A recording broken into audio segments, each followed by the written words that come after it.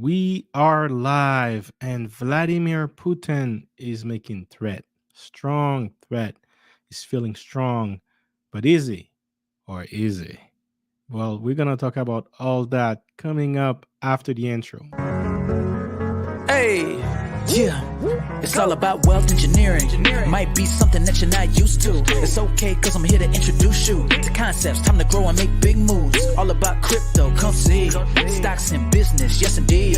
Got the info that you need. Hosted by my homie JC. Hey, yeah. Wealth engineering. Stacking and stacking it up. It's time to generate wealth. Till you living like Scrooge McDuck. Hey, wealth engineering. It's time to show you the game. Till you living like Richie Rich. Till you ballin' like Bruce Wayne. Hey, you ain't gotta be an expert, no problem. It don't really matter where you at, just start it. It'll take time, hard work, and What's up, guys? This is JC, and welcome to the Wealth Engineering Podcast. This is where I create content so that you can learn how to make, keep, and multiply money for the purpose of increasing your net worth, retire early, and build generational wealth. Now, lately, I've been making a lot of videos about Russia, Ukraine, what's going on, and I might make a little bit more videos like that, but not putting my channel entirely just for that. And there is a reason for this, right? I always talk about it on my channel. You need to understand the forces, the uncontrollable forces that can affect your wealth. And the way Putin is speaking right now, it's really something that is out of your control. And how is that going to impact your portfolio? So understanding how that could impact your portfolio allows you to prepare for it way ahead of the game so that you can actually benefit from it as opposed to suffer from it, right? This is the logic behind understanding the uncontrollable forces that can affect your wealth. This is something I talk about a lot on my course. Make sure you check it out. Link will be in the description below. But shout out to everyone here. I want to pay salute to before the billion who was there early, and also Peter Investor M. Salute to you. Thank you for being a member and being early. I know tonight I've been late. I've been scheduling it at 8:30, but it's actually my birthday today, so I've been running slightly out of schedule to say the least. But I still wanted to be on here, guys. No days off. Still here to deliver the valuable content. So make sure hit the like button if you like the work that we're putting in, and let's get into it, guys. So I'm actually going to try to share the link to other people as well so that they can join in. And yes, we're going to have a conversation. But I have an interesting topic for you today. I've been listening to been listening to the media, and sometimes that's actually a bad thing, right? It's actually a bad thing when you're listening to the media all the time because your views might be like guided in a way, right? And again, when you are in the West, you can there is not many options for pure journalism, right? So one of the things I've been doing is I've been connecting with international news, but a lot of them are actually a little bit biased towards the Western views, and I'm looking for like a pure thing in the middle, and you're not going to find that because when it comes to war, right? No one really wants war, and I would argue even Putin doesn't want war, and not many people would even admit that. But even him wouldn't want war, right? But the fact that no one wants war, they're always going to side in and the bias will always be in a side that is against war. Of course, that's the way it should be. But does that mean you're going to get the full truth, the entire truth? Now, one thing, if you go on like American CNN, you're going to get one side of the story. You go to Fox, you're gonna get a different side of the story. In Canada here, we don't really have a CNN versus Fox. We kind of have a media that portray to be somewhere in the middle. But to be honest with you, they're kind of like the peach for the mouthpiece for the government. So whatever good the government sees it, they kind of like mask it in a way, and that's the way they approach it, right? But but if you really have to listen to everything, and then if you don't really have the time to listen to it, well, hey, at least maybe I can share with you some of the things I've been listening to and my own opinion, right? My own opinion in the subject. It doesn't mean my opinions are right. It doesn't mean my opinions are wrong either, right? They're coming from somewhere. But I'll share with you some ideas about what's going on tonight. Now, the subject tonight is why is the West so powerless against Russia? And by Russia, I mean Putin. Why are the West so powerless against Putin? This is very important to understand because understanding that will help you understand the dynamic of world economics because things happen on a bigger scale first and then this slowly breaks down to the smaller scales where you get to see that in your portfolio. All right. So, for example, a country invasion could happen, which could lead to markets crash, right? Which could lead to a higher interest rate, which could lead to people not paying their bill, which could lead to job loss, and job loss directly affects you. Therefore, you won't be able to do invest in the stock market and so on and build your wealth. So, understanding the bigger forces that can affect your wealth and breaks it down into small pieces is definitely the way to go. A shout out to you, Lashes. Thank you for being here. Salute to you. And yes, guys, so we're going to talk about that tonight because it's very interesting, right? Why is the West so powerless against Russia? And i- it's there is a short-term answer to that, but I don't really want to. I mean, we're going to talk about the short-term answer, but I'm not making this stream just for the short term. I'm making this stream so that we can understand where the world is heading. Because what's happening right now, it's kind of like a shift in power. If you look at the economy, US was losing its grip around as a world currency, as the world dominator for a while, right? We've seen that more and more jobs was going to China. China was holding a lot more of the manufacturing power, which was once the US had that gave it serious lead against everyone else, right? Now, the US is still the commercial mall of the world in a way, like the market of the world. That's where everyone goes as the market of the world. But the manufacturer of the world is China. There used to be a time the US was both the market and the manufacturer of the world, right? That gave them ultimate power to negotiate deals that would favor them, and hence the empire of the US was born and dominate, and they made sure to leverage that to the best of their ability, conquer everywhere, a bunch of the islands, and put my military base all around the world, and invade as many places as they could until the grip slowly started decreasing and so on. But now China is holding the manufacturing of the world. US is still fighting for the market of the world, but what I'm seeing right now, it's giving me vibe that the US will be slowly starting to lose that that status, right? Which is a huge status. I think US will still be in the top countries of the world where the market will always be attracting, but we're starting seeing things that could lead other people, other investment, other countries, other big Fortune 500 to go elsewhere in the US. Again, this is just my opinion so far, but what is happening right now is a clear sign that the US is not what they used to be. All right.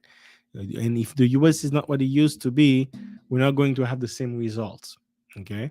So we need to understand where innovation is moving, where the trend is moving, and it seems that it's moving from the east to the west. Seems that power is moving from the east to the west, and that's why I put my thumbnail out there. Actually, I had a lot of fun creating this thumbnail for this video because the thumbnail says a deadly alliance. So it's a reference from Mortal Kombat. If you've been watching video games, you know Mortal Kombat, right? Mortal Kombat with the Deadly Alliance. So it seems that Russia and China are making a deadly alliance They haven't fully announced it to the world, but it's the signs are there, guys. The signs are there, and China's silence in this whole mess is it speaks louder than words. All right, and Russia is not the biggest enemy of the states. It's China that are the biggest enemy of the state. So if Putin is slowing down the West, because it's not just the US, it's slowing down everyone. The way he's doing right now, imagine if there is a combo attack between China and Putin and Russia. So it's getting deep. It's getting deep. So I made a list of things that I want to go over, and we're going to walk to the couple points I want to discuss with you guys. But number one reason, I mean, not number one of the reason why why the West is weakened, is weak against Russia, is because the West has been severely affected by CV-19. As a collective, the Western societies have been severely affected, whereas China, who also was affected, kind of like thrive from it because they were able to control that situation very fast and reopen their market relatively quick. Whereas for us in Canada, for example, we're still dealing with all this 2 years after, right? Actually, March 15 is going to be 2 years to the date where the first lockdown happened, and we're just barely coming out of the lockdown right now. By the time that we might come out of the lockdown, we might be in April, May, and if anything happens in between or in the fall, we'll be right back in it, right? So we're very weak in that sense. And shout out to Snuggles, I see you here with them eyes, trademark eyes. And shout out to you, Gail. Salute to you. I hope business is doing well. I'm going to chime on you later this week, and hope everything is well for you. Let me see. Peter Investor M, salute to you, Peter. Oh, give me a second. Cash flow hunter. China still need U.S. soybeans. Need, need, right? Need or want. And again, that's what I'm saying. Can he get that somewhere else? Russia can feed people for 600 million people, right? So, I mean, not Russia, Ukraine alone. Ukraine can feed 600 million people. I made a video about the things that all the things that Ukraine has, resources, rare resources that the world needs. So, need, maybe you could say need, but my question is, how about Brazil? How about India? How about Ukraine and Russia? Can they get that somewhere else other than the US? Salute to you. Hey, how did you know? Friendsgiving, $25. Happy birthday. Thank you very much. How did you know? Well, thank you very much, Friendsgiving, for that $25 super chat. And let me see. Before the billion, happy birthday, JC. Thank you very much. How do you guys know? Oh yeah, I think before the billion, you're in my Discord. You just met, so maybe you know.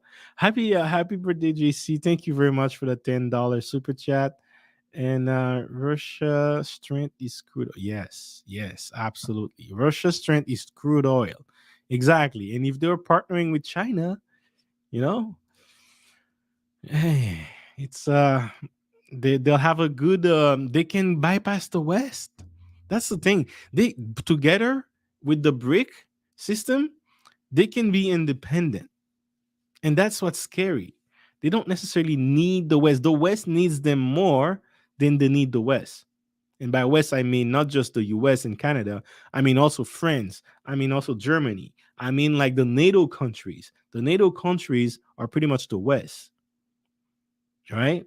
So China and Russia have been alone the whole time, and they thrive during this time, especially China.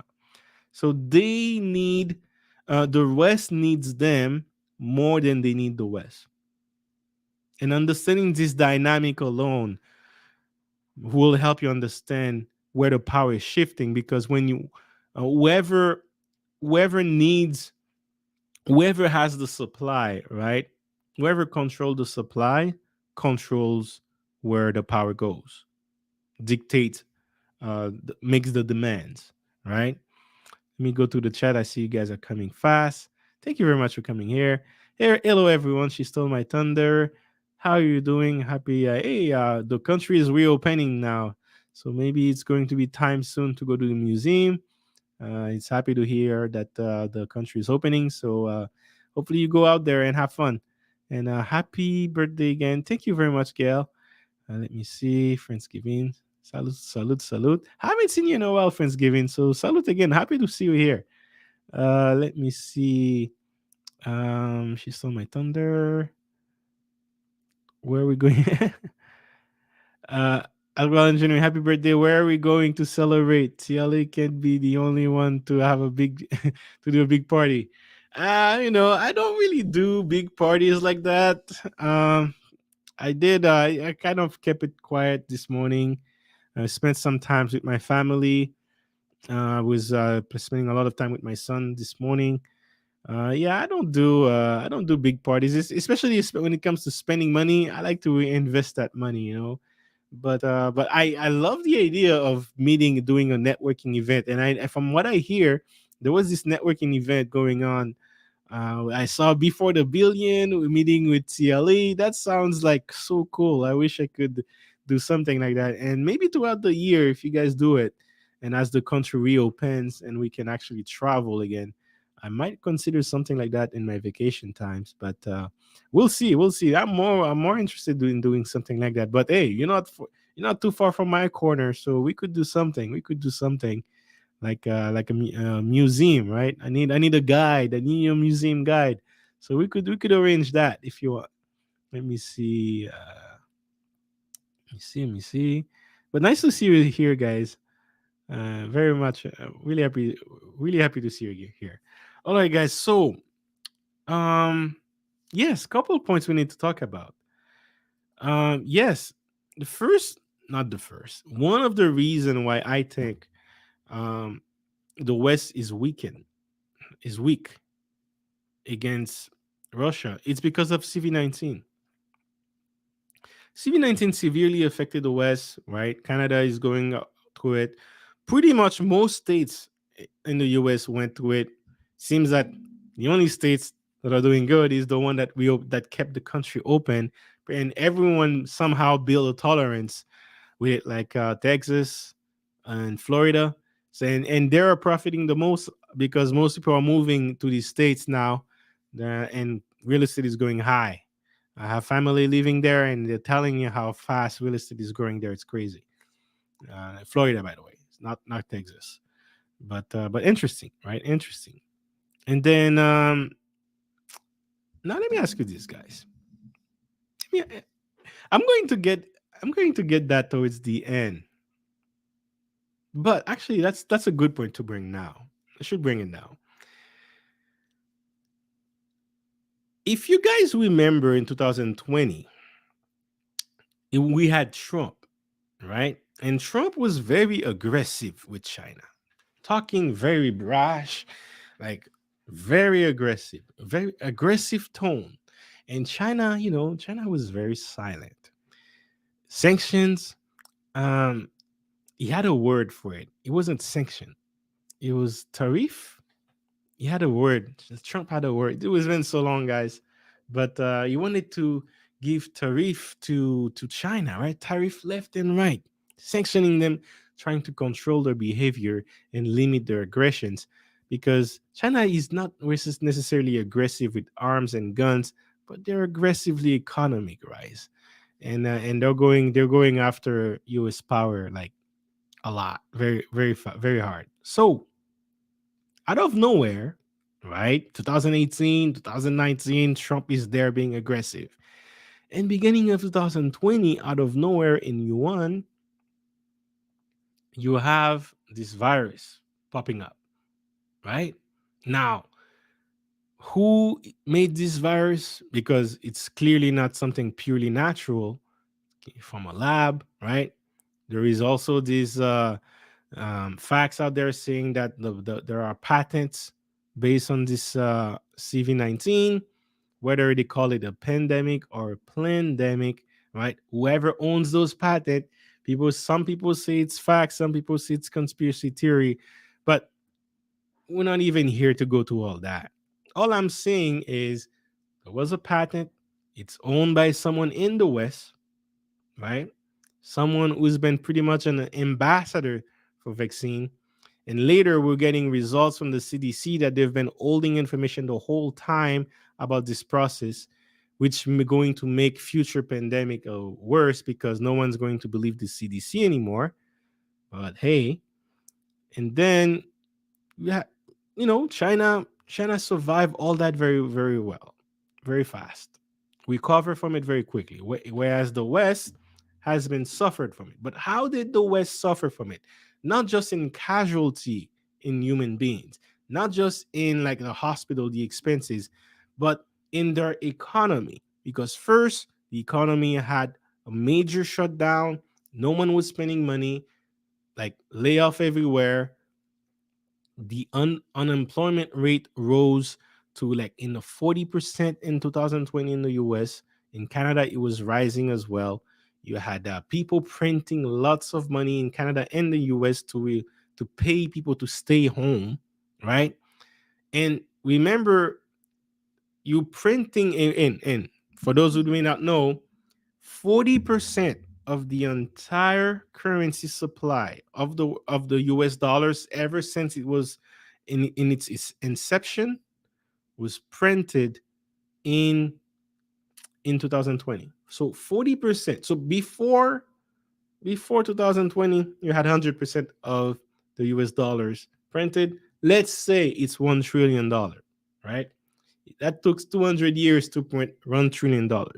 But then in 1 year, you print like 400 billion in one, assuming $1 trillion is the entire amount that was printed. Well, in 1 year, the equivalent that would be printed is 400 billion, which means like almost half of what you took 200 years to print was printed in 1 year. This is going to create some level of inflation that we've never seen before. And the world, because US is basically the world economy at this point, the world supermarket, the world will suffer from this, right? So that's how the West has been hit by CV-19, right? And they have been hit like that. Again, the lab was in China. The patent is, let's just say, someone who doesn't necessarily attach himself to any land, but to a global idea, right? Not to go into the conspiracy theory here, but a very, anyway, that's all we're going to say about it. Thank you very much, Gail. And Gail is there working. Yeah. It's my birthday. I'm getting old. I'm getting old. It's 36 years old today. So yeah, man, I gotta work those numbers fast so that I can retire before I hit 40, man. That's my goal. That's my plan in life. Retire before I hit 40. It's either I get there or I die trying, right? Or I get I get wealthy or I cry trying. While I get wealthy and cry trying, I'll get there and die trying, man. That's the way it's going to be. But hey, I'm making some investments right now, man. And if things are going well, I would say maybe in the end of next year, it could happen. It could happen. But if you're in my Discord, you're probably aware of already what I'm working on, and then I'll make more video about that in my exclusive Discords, not the public Discord, but the exclusive Discord slash Patreon. That's where I'm going to make some videos about investment that I'm making that could help me to achieve that goal of retiring before my 40s. Technically retiring by next year, but we'll see. Let me take a quick break to talk about to salute to pay my tribute to the chat. Peter Investor M, we were depending on China for supplying. Man, yes, we were. Yes, we were. So imagine they really wanted to F us, right? They could have limit all that, and that would be crazy. Well, I mean, does the mask really do something? Maybe, maybe not. Some people could have, I saw many people putting tongs in their face, rip mattress sheets and all. That could have done something too. But you were right. That's a very good point. That inflation is already starting. Guys, right as of now, if we were using the traditional method of calculating inflation, the inflation number would be 15%. And by the time we're like June, we might be 22%. Okay. So inflation is real. And trust me, everyone feels it, but it seems that somehow government doesn't feel it. Love the shirt. Thank you very much. Thank you very much, Karine. Karine. Yes, yes. I'm getting old, man. Getting old. And thank you very much. Love the shirt. And yes, I made a new design as well for wealth engineering, with the name. I think Peter Investor's name had a comment that I also made part of that design. So I made that design earlier this year. So I have a new design going on my store. But hey, you never know with what I'm working on. I'm working on a new design for when I reach 10,000 subscribers. And when I do reach 10,000 subscribers, everyone who donated on this channel will be part of this design. And I don't want to say too much about it, but it will be in the same concept as my last design for 1,000 subscribers, where the name, not the name, the words, there was a lot of words that we're putting in there.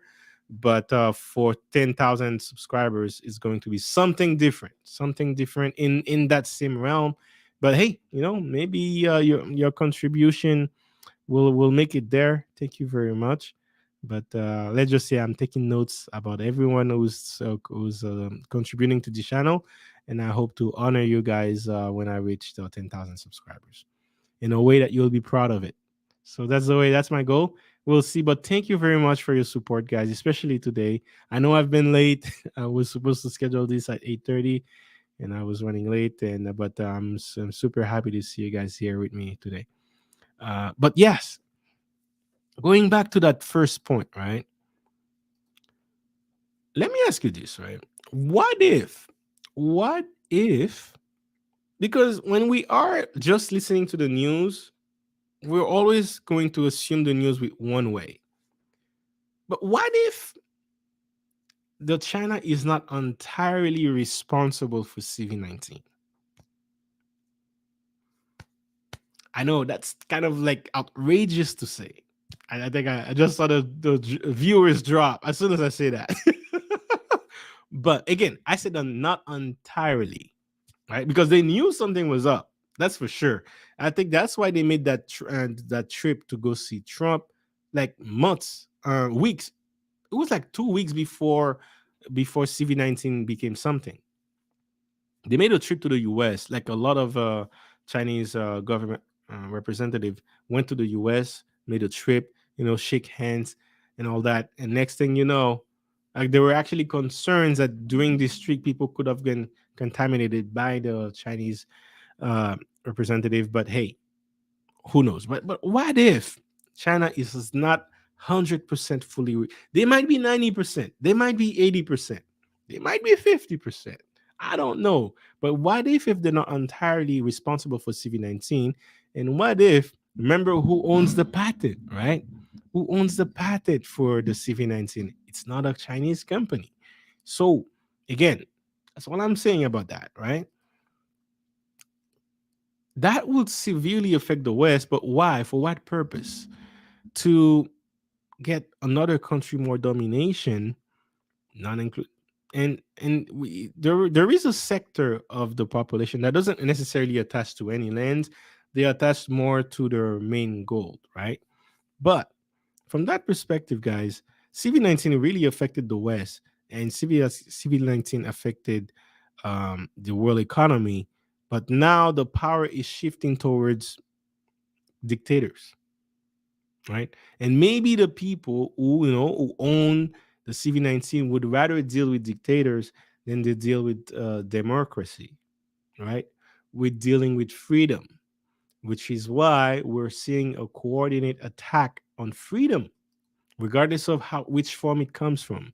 whether it's freedom of speech, whether it's freedom of right to assembly, right? Whether it's the freedom of what you put in your body, right? At some point, it's going to be freedom of who you decide to marry. You're going to like put some arranged marriage on you for the survival of the race. Sorry, I'm joking.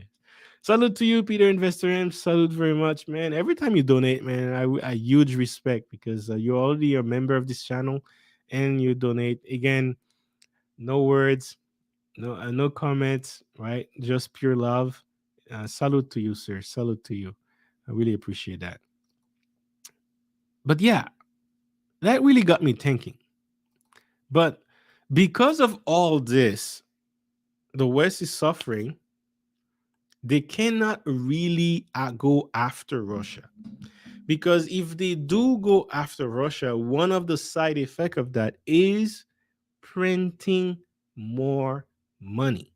Now remember, in 2020, they printed 40% of their entire supply of money into 1 year. 2021, they still printed money, but not at the same scale. But 2022, if we go head on with the war, and you have seen what Putin is saying, right? Putin is not talking clear. Like he's not, he's talking aggressive. Like I don't know if you guys check this out. That came out like not that long ago, and even today he was making more threat about nuclear wars. Putin implies nuclear attack if West interferes in Ukraine. That was 2 days ago. Now this morning, actually this afternoon, I was watching the news and there was more threat that he was making about nuclear attacks. If we have never been there. And what I like to hear, I mean, I don't like it, but check this out, guys. Putin warns interference would lead to such consequence that you have never encountered in your history. And guys, Putin is not joking, man. Like, look, even the article saying why it's not just an empty threat. Okay. And we're going to go. There's other things that I found out this morning about Russia and Putin specifically. Yeah, I even had someone send me a Discord, private Discord about what's happening in Russia and giving more insights. But I actually agree with them.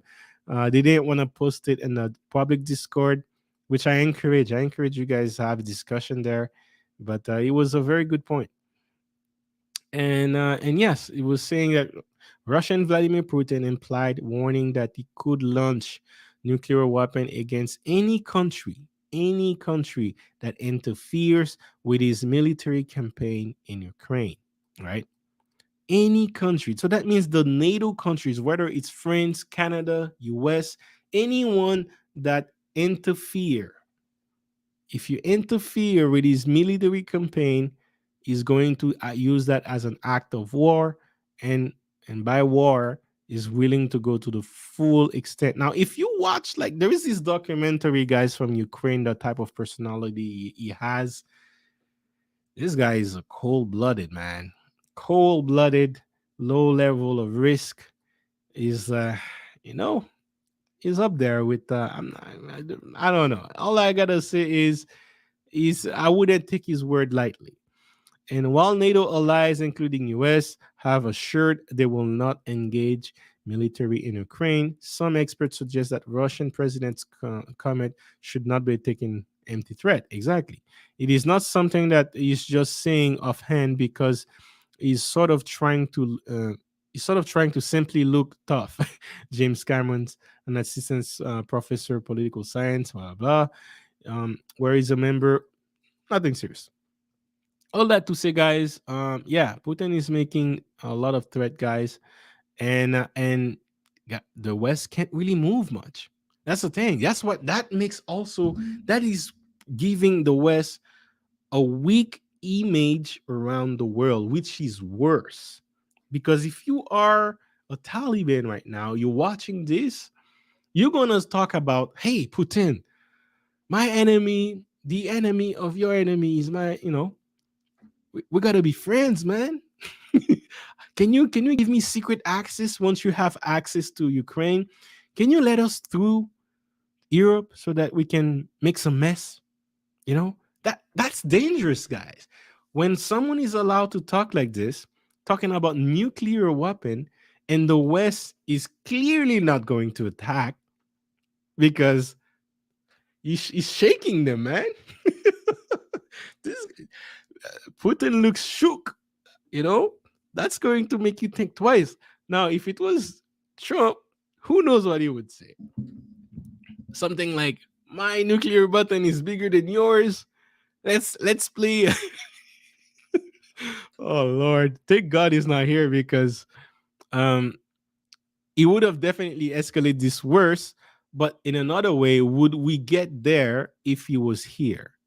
That's where I'm kind of like I have mixed feelings about this situation because the way that we got here is because of first the way Biden dealt with Afghanistan, but also guys, something I'm learning this and I'm going to do more research on that is s- uh, Russia has been moving their, to keep it simple, the current the current okay, look, let me walk it back. There was a time around 2013-14, the current regime that was in Ukraine was clearly Putin's puppet. But hey, Ukraine and Russia are close with each other. It's like saying, hey, Trudeau is a puppet of Biden. Like they're friends. They've been there like that for years. That's their business, right? So Putin and Ukraine, whoever was there running Ukraine, was a clear puppet of Putin. The West doesn't like that. The West is like, no, we can't have you puppet there. And apparently, they used that also, that the public didn't like that. And they wanted to join the EU, the European Union, whereas the puppet didn't allow that to happen. So the West kind of like used that as a way to say, hey, let's be ally, let's help you get NATO. And Putin doesn't like that. But it wasn't just getting access to NATO, because once here's the law of NATO: you attack one country, you attack 30 of them all at once. All right. So the minute it becomes official that Ukraine is part of NATO, it's official. Like it's going to be weak for him because he's going to have 30 different countries attacking him in every single way. So he doesn't want that to happen. But even though that NATO wasn't really, Ukraine wasn't officially part of NATO, what was happening is your US was actually moving guns. And I know that started from Trump. That started from Trump. Biden didn't start this. Trump started this with putting giving guns to Ukraine, and that is not necessarily going to encourage um, Putin to play ball. But maybe Biden is moving it to another level, and also because of what's going on and what with the economy, right, with CV-19, with how they dealt with Afghanistan. Now Putin is like, well, you know what? I'm calling your bluff. I don't think you're powerful like you say you are. I'm gonna go and take away my land because it's my land. It used to be my land even way back then, and these are my puppets, right? I want that. So it's kind of like, shout out to that comment I received earlier this morning. It's kind of like, if you wouldn't, I don't think the US would like if Russia was moving missile in Puerto Rico. They wouldn't like that. They wouldn't like if you were moving missile to Cuba, right? Because it's too close to them. And these are areas that they necessarily control in terms of having their puppets there, but they are. so so that's the exact same thing that is happening on the other side of the world, but the way the media is portraying it, it's making you believe that it's a pure evil man that is doing something outrageous, where every president in the Western world would have done the same if their role was reversed. So that's where the hypocrisy happened, and you wouldn't fully get that whether you listen to CNN or Fox, because it's part of the West. They're still working together in a way, right? That's one thing that I learned this weekend. Now there's something else I learned, and it's going to be even more shocking to you guys. But before I get there, before I get there, let me give my salute to the chat. Salute to you, Cheryl. Salute, salute. How are you doing? Hope you're doing well. And you're still on your purpose, working on that purpose and working towards that early retirement. I'm getting old, so I'm definitely thinking about retirement early. Woke up this morning and I had this back pain. It's like, 36 years old doesn't feel good. It's like, ugh. So if I feel like that at 36, imagine at 40, imagine at 50. So that's why I needed to retire early, guys, so that I don't have to work hard when I get older. Let me see. Technically, they already interfere at some level in Ukraine, but he trying to prevent further. And exactly, Peter Investor, exactly. When by they, I'm assuming you're saying the U.S. Exactly. That's what I'm saying. They already interfere. The US already interfere in Ukraine. And actually what I've learned is the current regime that is in Ukraine is more aligned with the US. They're almost pretty much puppet at this point. And Russia can't allow that, right? Because we're talking about a lot of resources here, right? We're talking also about a very close access to Russia. If your US is allowed to control there, it's kind of like circling themselves against enemies. Doesn't want that to happen, right? So that in itself is an act of war, and I don't see why the US is doing that. It's because, like, you know, oh yes, I do know why.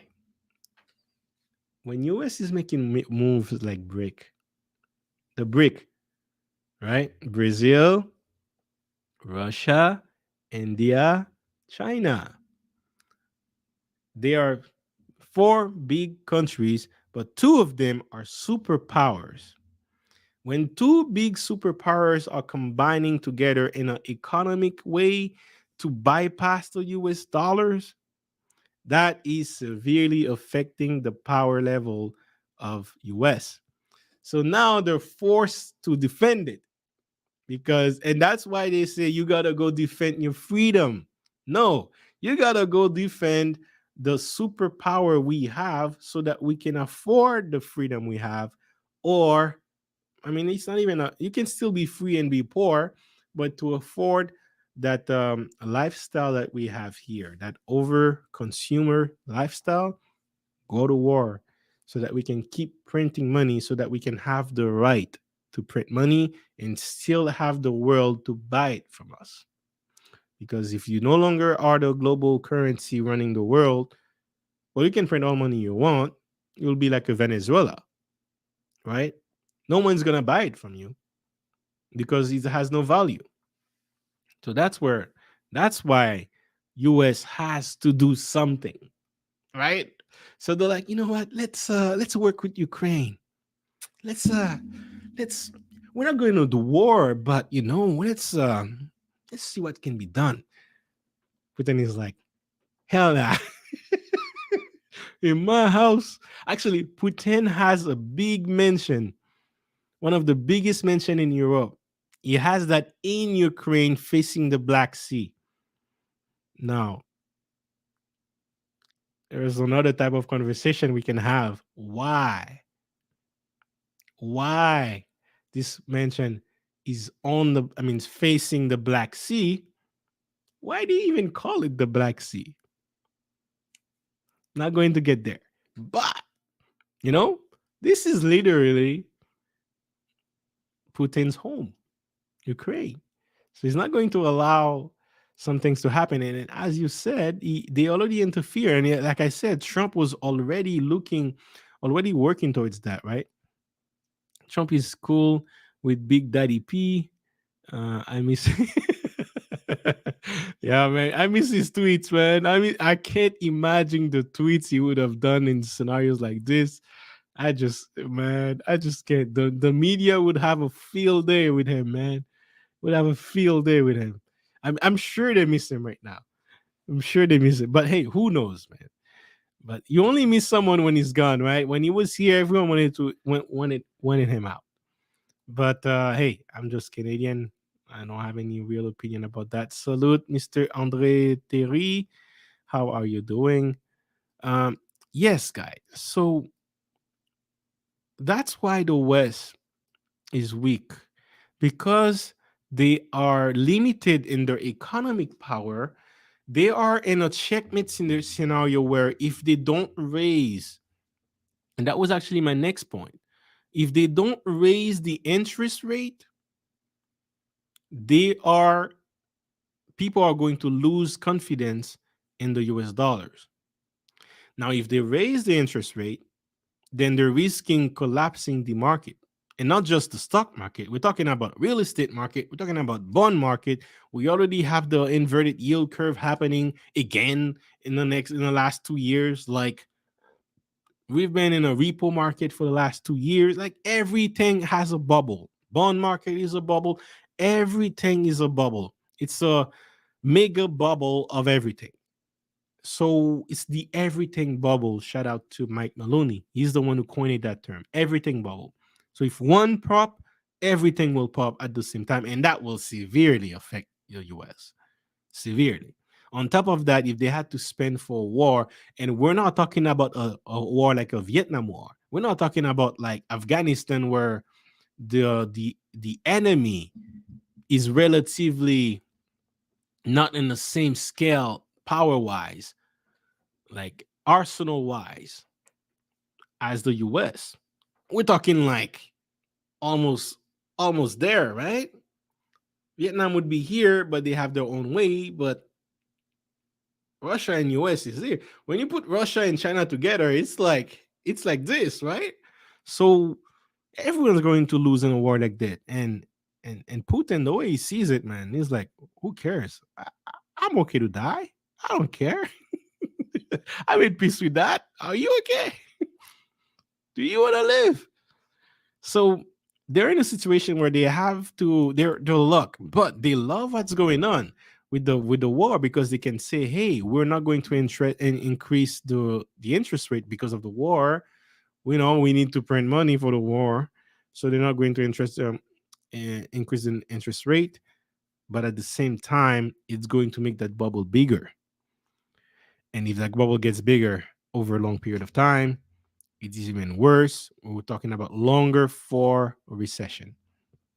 So these are very dangerous time in economic times because the impacts of what's happening can have ripple effects for years, maybe the entire decade. And it's scenarios like that creates. It's a scenario like just like that created someone like Mr. Funny Mustache.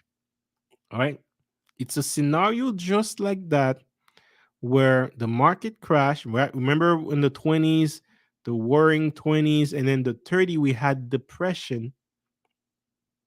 We had a depression that was affecting the Canada, that was affecting the US, right? You had that going on in some level of it in Europe, Germany collapsing, marks. They had to using a currency called marks that was collapsing in basically 20s as well. So that created depression where people was just stagnant, not getting much, and no prosperity for a very long time. And that created someone like Mr. Funny Mustache. So we're heading in scenarios right now that are very reminiscent of what a world war would be.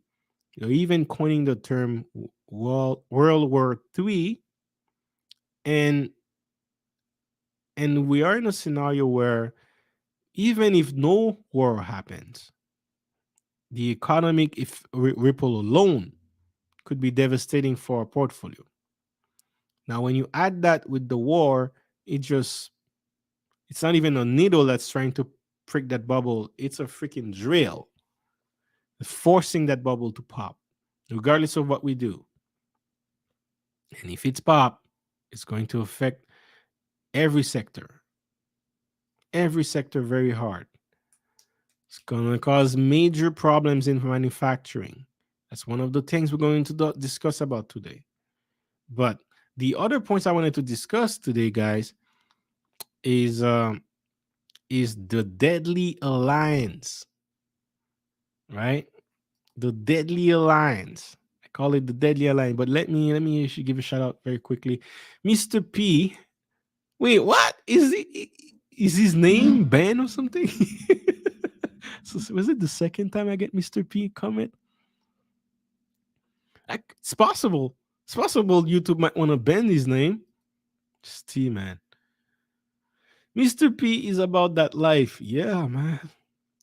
And he is not no BS. The Western world is looking real weak. And he is fulfilling his mission on bringing back the Federation. Yes. Yes. That was his mission all along. That was his mission all along. And he made it clear very early on, but he kind of was very quiet the last 10 years about it. Now he smell blood. He's going after it. And think about it this way, guys. When you print a currency, over time, it decreases its value, right? Around 1991, you just broke the Federation. USSR is weak. They're not ready for war, right? Then around that time, the US is fairly still close to its height, slowly declining. 2000, Putin is there. It's going to take him time to set up everything. 2010, we're heading towards the finance. We're recovering from the U.S. financial. That time could have been a good time to attack, right? But U.S. was still ready to spend. But when you spend for 10 years, we were in printing money, pumping the market, being in a scenario where even the market itself becomes a problem where we cannot do we put it to the max, right? We do as max as we can. Now we have that. Then we've been pissing off China for a very long time. So now Russia has a good ally now, which is China. They even built a pipeline where they can make transaction happen without the US dollars. Back then in 2008, if you had just think about that and not even say it out loud, you would have been kaput, right? Shout out to Mr. Gaddafi. Mr. Gaddafi, Mr. Gold. Mr. Gold, right? Mr. Gold wanted to unite Africa with one currency, dinar, backed by gold. Right? What happened to him? Democracy. Dead. Right? And then it wasn't just him, it was everyone that was sort of considering this approach. The Arab Spring happened, right? Because they were speaking something like that or around 2008 after the US had a major crash. If they had implemented something like that when the US was crashing, it would have been the end of the US economy and the US hold and power around the world, right? So, but now, 2020, after you have many years of increasing that market, piecing off China, building relationship, right? Putin is building relationship with China, with Brazil, with India, and formed the BRIC. And you even had it tested for more than a year, 2 years. And then you had CV-19 affecting right? The CV-19 affecting the West. These two countries, guys, if you notice something, their president has been there for a long time. One of the weaknesses of the West, like even France, is every so often, 4 or 5 years, you get a new president. New president, new regime, new mentality, new politics, etc. So it's not consistent. So one of the things he was dealing with is, hey, he knows how Trump is tough. He's not going to try that. But when you remove Trump, what was he trying to do, guys? How was he doing war with Trump? Fake news, trying to be his friend, right? Trying to turn his own people against him. And it worked. And it worked. On top of that, CV-19 just obliterated Trump. So that's how he was doing war with Trump, not with guns, because he knew he would have lost that fight. But he was doing it because he was exploiting one of the weaknesses the Western society has, which is replacing president every 4 or 5 years, when he's playing the long game with China. All right. But then 2021, after printing 40% of your entire supply and just guarantee yourself inflation for the next 10 years, right? After that, and then you have Biden who pull up something like this in Afghanistan, where it only took the Taliban's 24 hours to invade the country that the US was spending years keeping the Taliban's away. Once they left, only 24 hours to seize the country back. So what the hell was they there for? Why wasting all that money, all that time, all those guns, and made them more powerful than they were ever because you left all those guns there?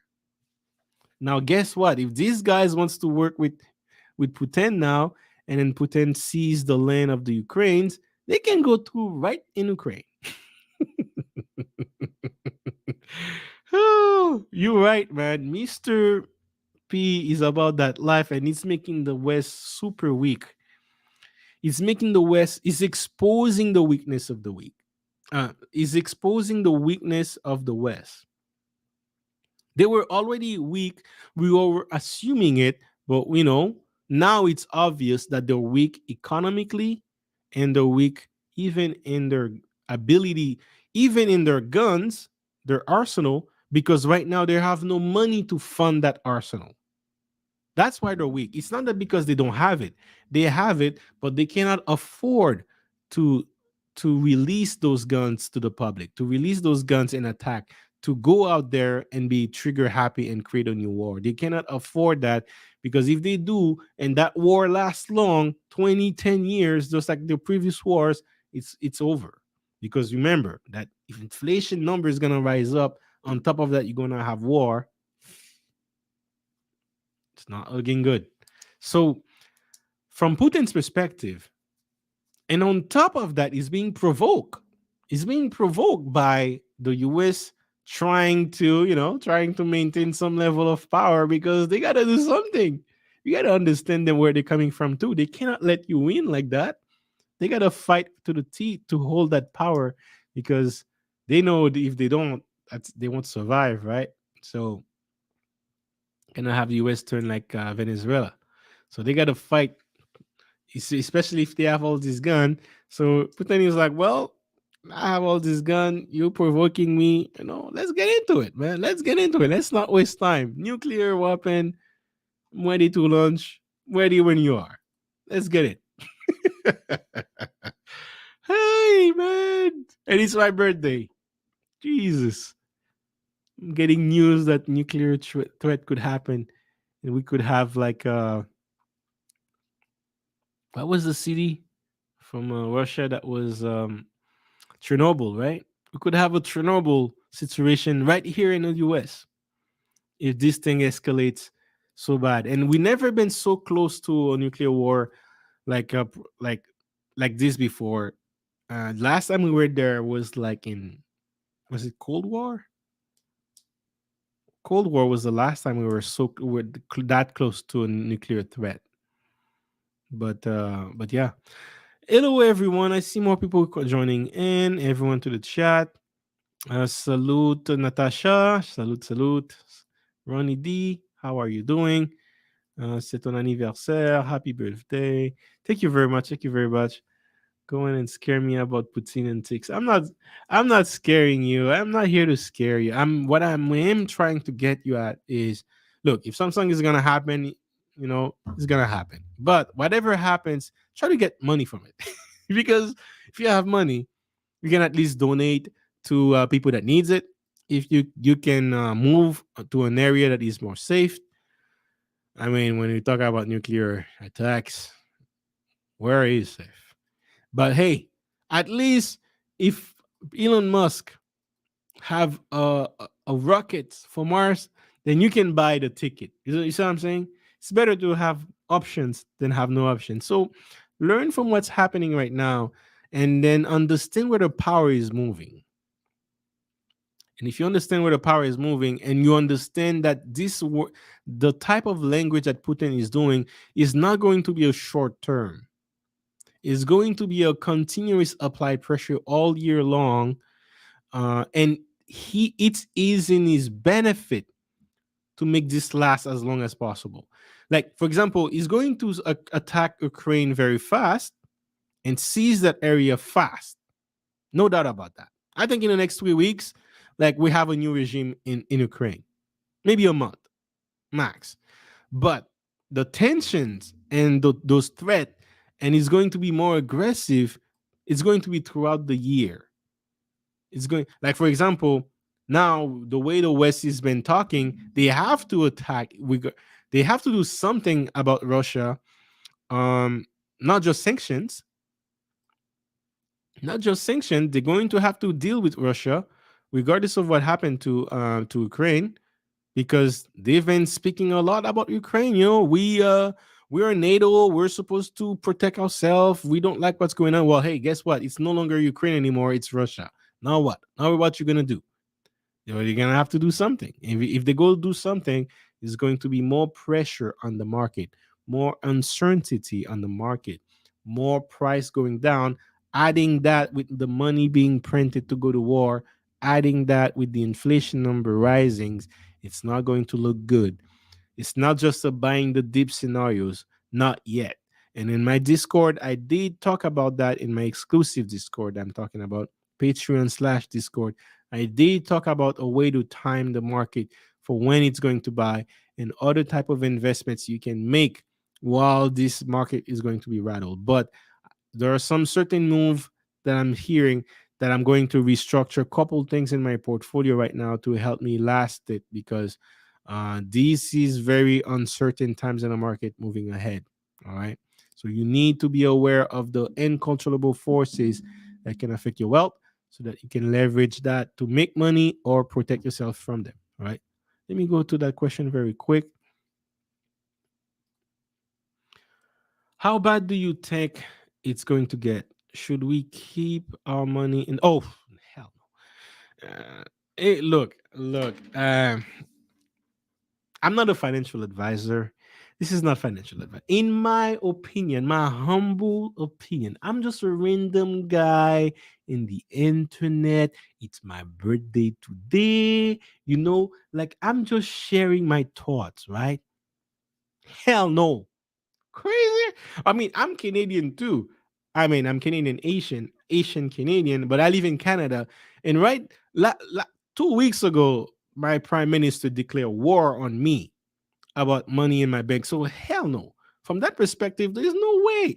I wasn't even holding my money in the bank, but right now it becomes a priority to not even pay tax, like legally, of course. But that's the way I'm thinking right now. I'm thinking about losing my residency in Canada altogether, just so that I can avoid paying tax in this country. So I may be a bit biased on this, but keep your money in the bank. Let me put it this way, right? Let me put it this way. Um, Desperate times calls for desperate measures. Okay? And this is the times where we gotta start looking in the eyes as I lay it down on you, Friendsgiving. Desperate times calls for desperate measures. And when you have words like this from a man like this, these are foreseeing desperate times. We're not in desperate times, but we gotta at least prepare for desperate times. And one of the things that could happen in desperate time that has happened in the past before, that's how we know that it could happen again, is bank could just decide not to give you your money. Governments can go out there and go seize your money, right?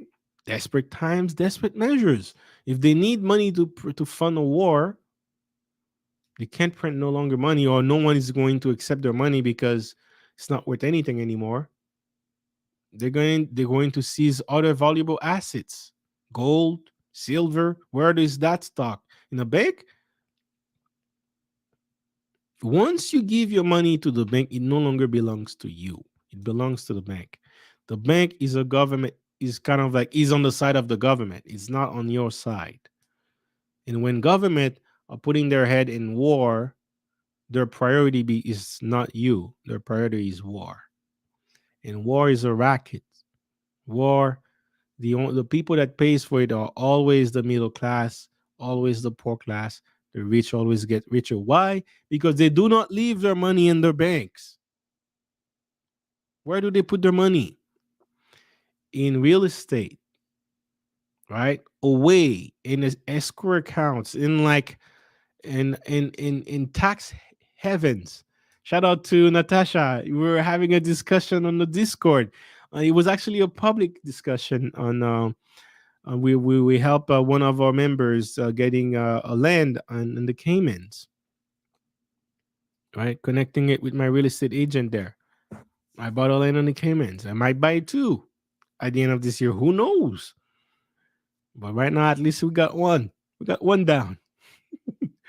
But I was looking at the brochure and I screenshotted it, put it on the Discord on the real estate channel if you guys want to check it out.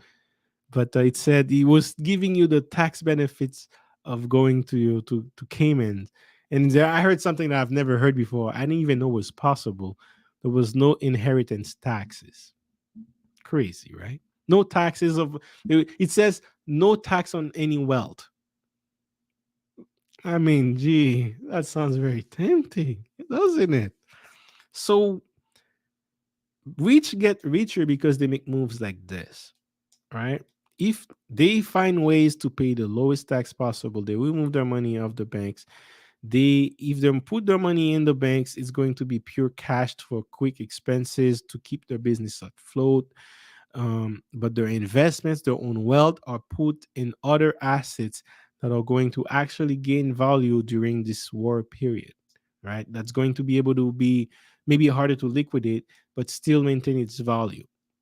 So depends on how much money we're talking about here, right?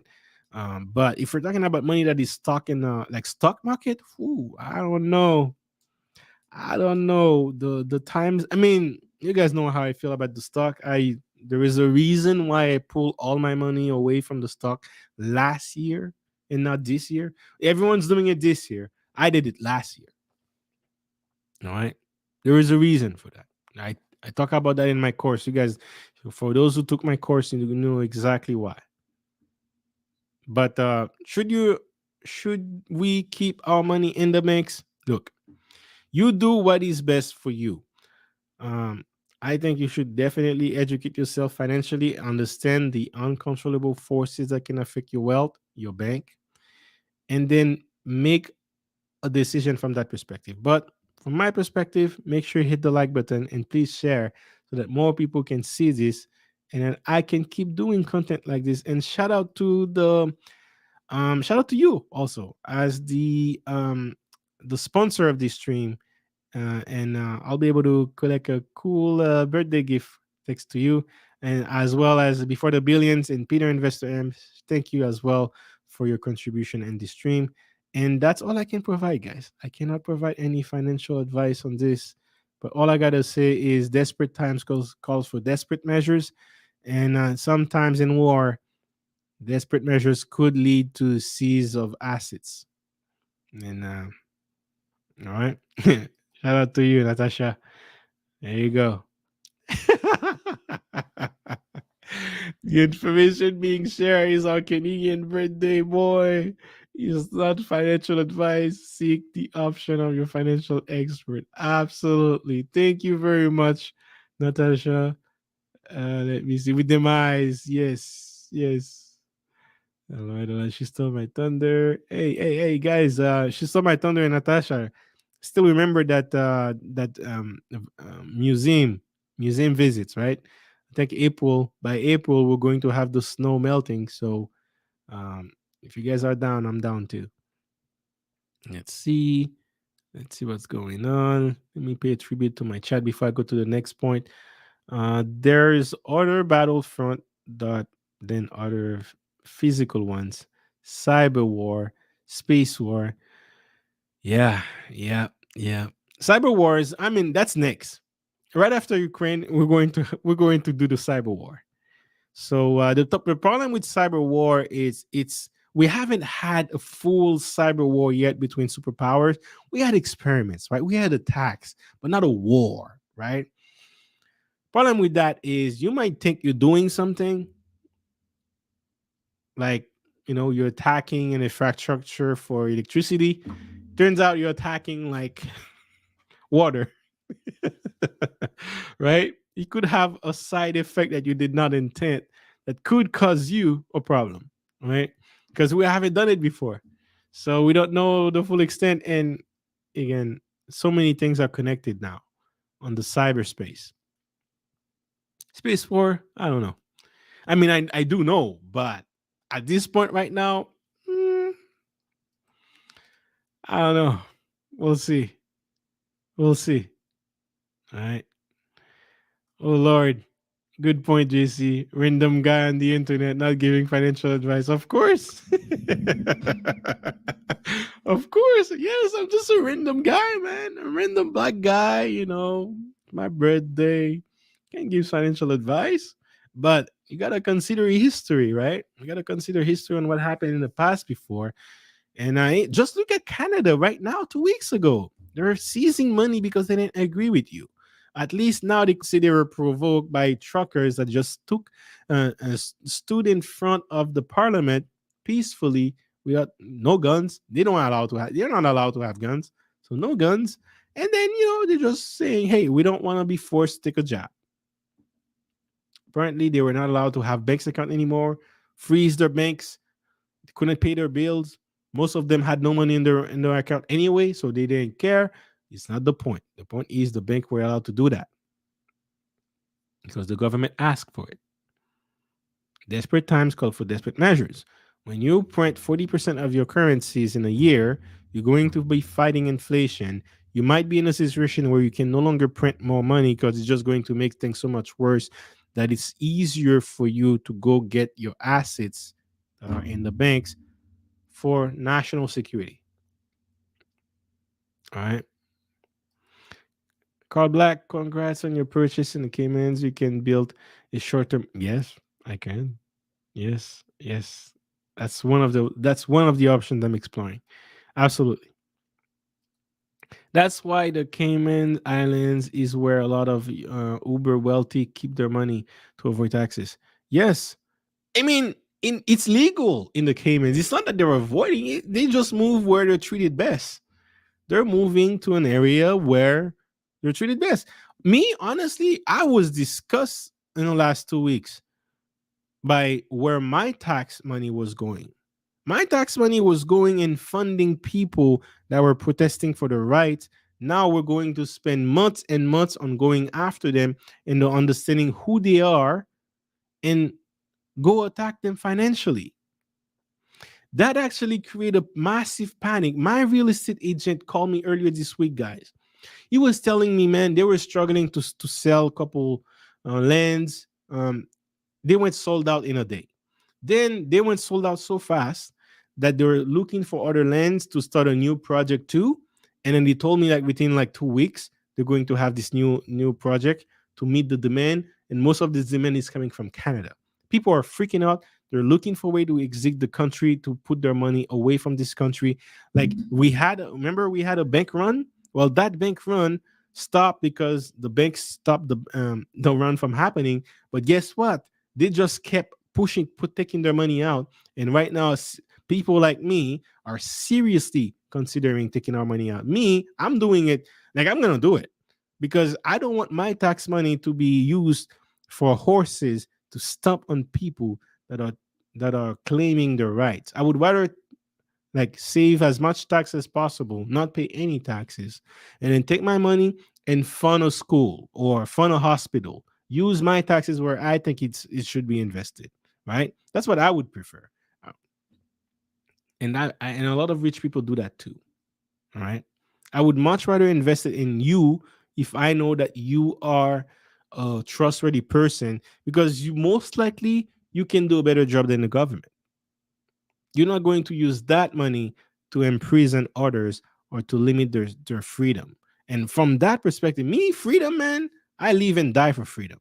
So when I saw that, that was it for me, man. That was it. I was already thinking about it, but when I saw that, it became a moral duty for me to do it. So call it avoid taxes, call it, like I'm being an enemy of the states because I'm being illegal because I don't want to pay taxes. I see it as a moral duty, not paying government tax if they're gonna do shit like that. Hell no. And and one of the side effect of that is I can't really claim um healthcare. Fine, I'll pay for it then with my tax money. That's the way don't get me started on this, guys. Don't. It's my birthday. Who's that? Who's that?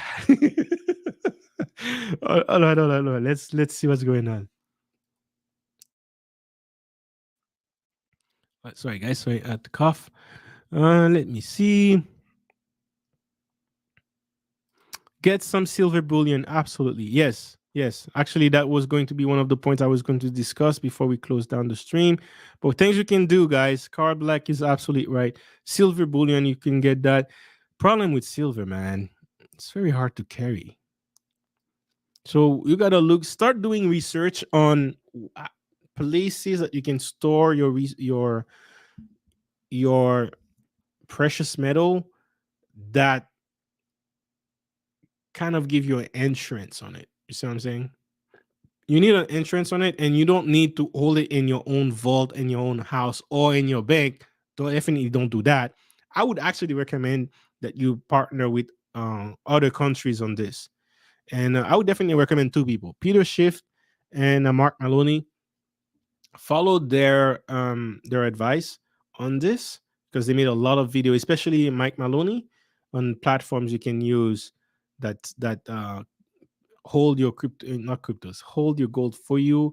And you can even move them from one vault to another vault. Some places have different vaults in different countries. I actually did a service with that on a company called Gold Money in Canada. They had a vault in Singapore, a vault in Toronto. So you could literally decide to move your vault from Toronto to Singapore, and they provide some level of custody and insurance. So it was a great service, and I could spend my gold with a Mastercard. That was the best thing ever. I we I miss that service so much. But they I think the government reached out to them, guys. They just quietly disappear. Quietly. It was the weirdest thing I've ever seen. They were doing great. They were doing so great, but they quietly disappear. You see, a move like that, you don't make it in Canada. You create a company like that in the Caymans, right?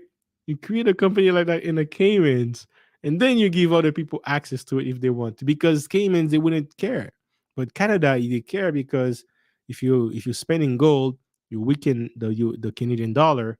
That's a problem.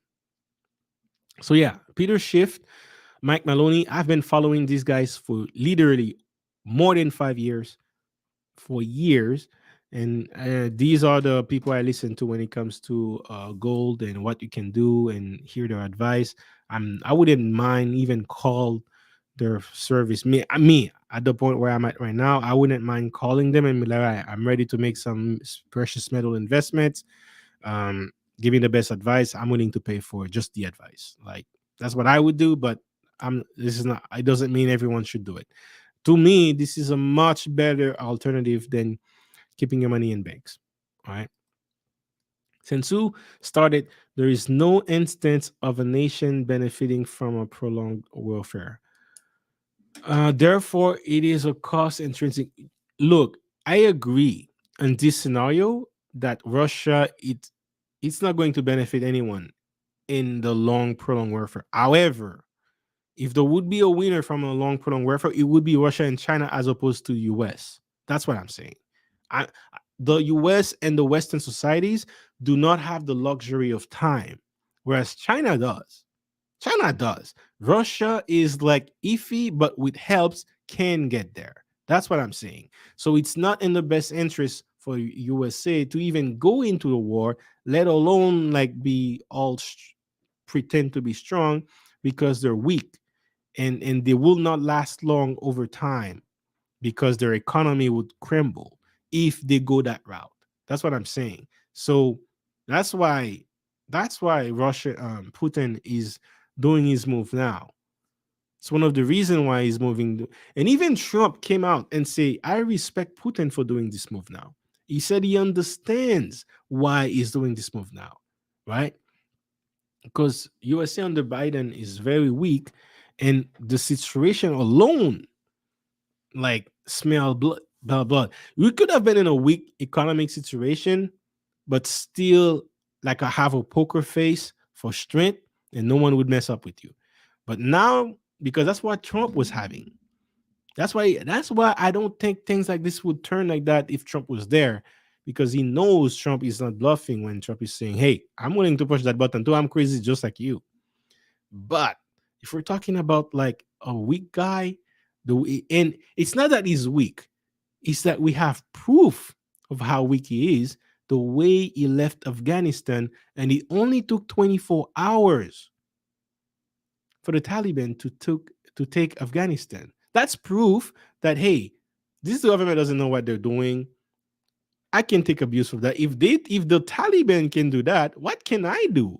I wanna recover my land. These guys have been messing up my strategy all those couple years. Let's get it. Right? That's the way they see it. Let me see. Let me see. Sorry, I think I missed that. Offshore gold. I love Disney. Oh, trust me, man. Trust me. Yes, look. Taking note. You want to take notes?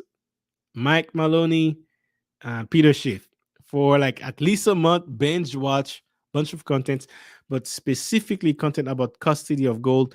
And you do not want to look into. I mean, we're millennials, right? Generation X, baby boomers, they have no problem holding gold in the banks, in their vaults, in their own home. Millennials, I already know we're not like that, right? So if you're not like that, you can look into cryptocurrencies that is offering a custody service and allow you to spend that gold in a crypto form.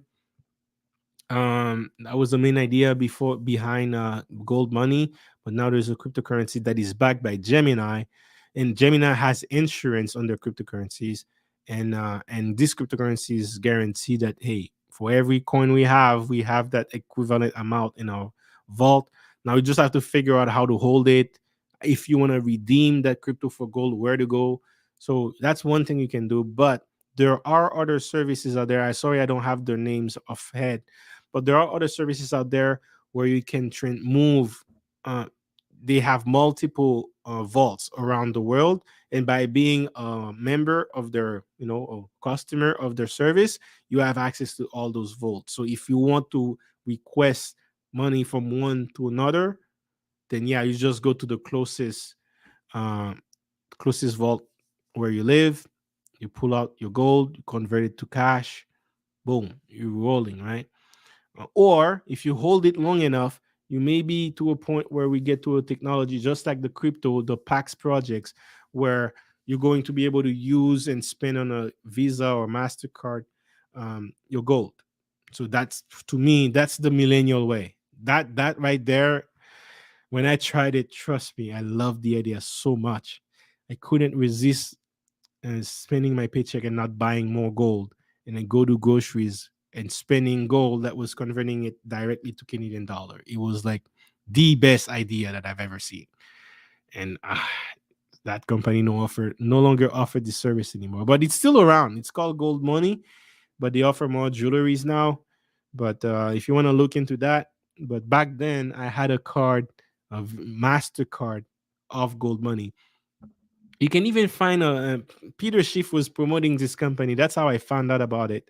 Peter Schiff was promoting this company, and if you had I think if you had over $20,000 in your account or something like that, you can request for a gold card, a card made out of pure gold. And my goal in life was to own that card, man. So that's one of the reasons why I'm pissed that this company no longer offers this deal, because you you could have not just a metal card, but a gold medal made out of pure gold that you could have melt and made a ring out of it, or made a ear or like a bracelet out of it or something. It was just like it's beautiful. I wanted that in my life, man. But this company no longer there to offer this service. Car Black, are you in Ontario, my guy?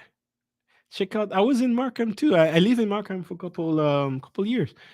Check out Gildale Wealth in Markham, Ontario. They help with storage services as well as um, Europe services as well. All right, I didn't know about that one. And it's funny. I lived in Markham. Markham is pretty small, so you would think I would know. Yeah, yeah. Look at that. Look at that. Yeah, buy gold, silver, bullion. Look at that. Look at that. Guys, hey, Natasha, by the way, don't even waste time. If you want to start with precious metal, start with silver. Start with silver right away. Don't even waste time. This year, I'm not even a metal type guys, but that's one of the things I'm going to have to do, guys. With my strategies, with this war happening right now, I'm going to have to restructure my portfolio in a way, or not my portfolio, but restructure my plan in investing, and yeah, man, include more silver medal. But one of the things I'll be doing is investigating. Maybe I'll do a video of for millennials what is the best place to go to if you wanted to be international. Because me, I'm this international type of guy.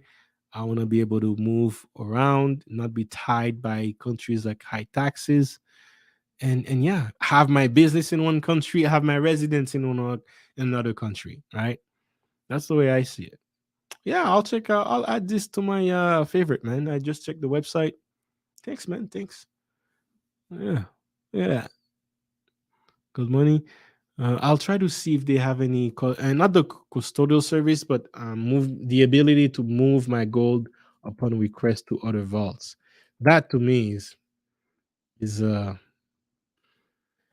to me is that's that. Here's the company I was telling you guys before. They had that the ability to move your money anywhere you ask, but not anywhere. Only in 4 countries at the time that I was a business with them: in Swiss, in Singapore, in Toronto. There was another country I forgot, but yeah, gold money, man. And there was a time you could have get a Mastercard to spend your gold. Oh yeah, I miss it, man. I miss it. But anyway, that's a gold one. It's a real company, guys. That one was based in Toronto. So I actually went and visited. It was the next to University of Toronto. It wasn't far from it. So I actually they have a good, cool gold money sign on Yorkville in front of their building. That's where the rich people are in Toronto. The richest people of Canada, they live around this area. So cool place. All right, all right. Let's see what's going on. Agreed. Tony King Gambit. How are you doing, sir? Salute. Thank you for being here. I don't believe I've seen you before, but hey, nice to meet you and hope to see you again on this chat. Agreed on that. Stayed in AFG for decades. AFG. And I just lost it all. I just lost it like that. What's AFG?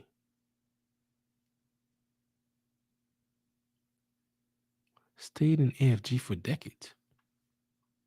What did you lose? Man, I'm curious. I hope you're still here. Let me know. Let me know in the comment section. I'm interested to know what do you mean by AFG, and what did you lose just like that? Um, really? Is that what he means? Stayed in Afghanistan? Whoa. Okay. Ooh. Yeah. Yeah. And yo, it's not even the. It's not just the locals. Even the people that were in the U.S. department in the U.S. like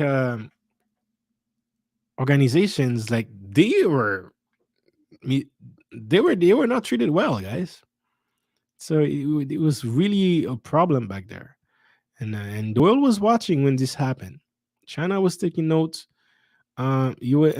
USSR slash Russia, Ukraine was taking notes.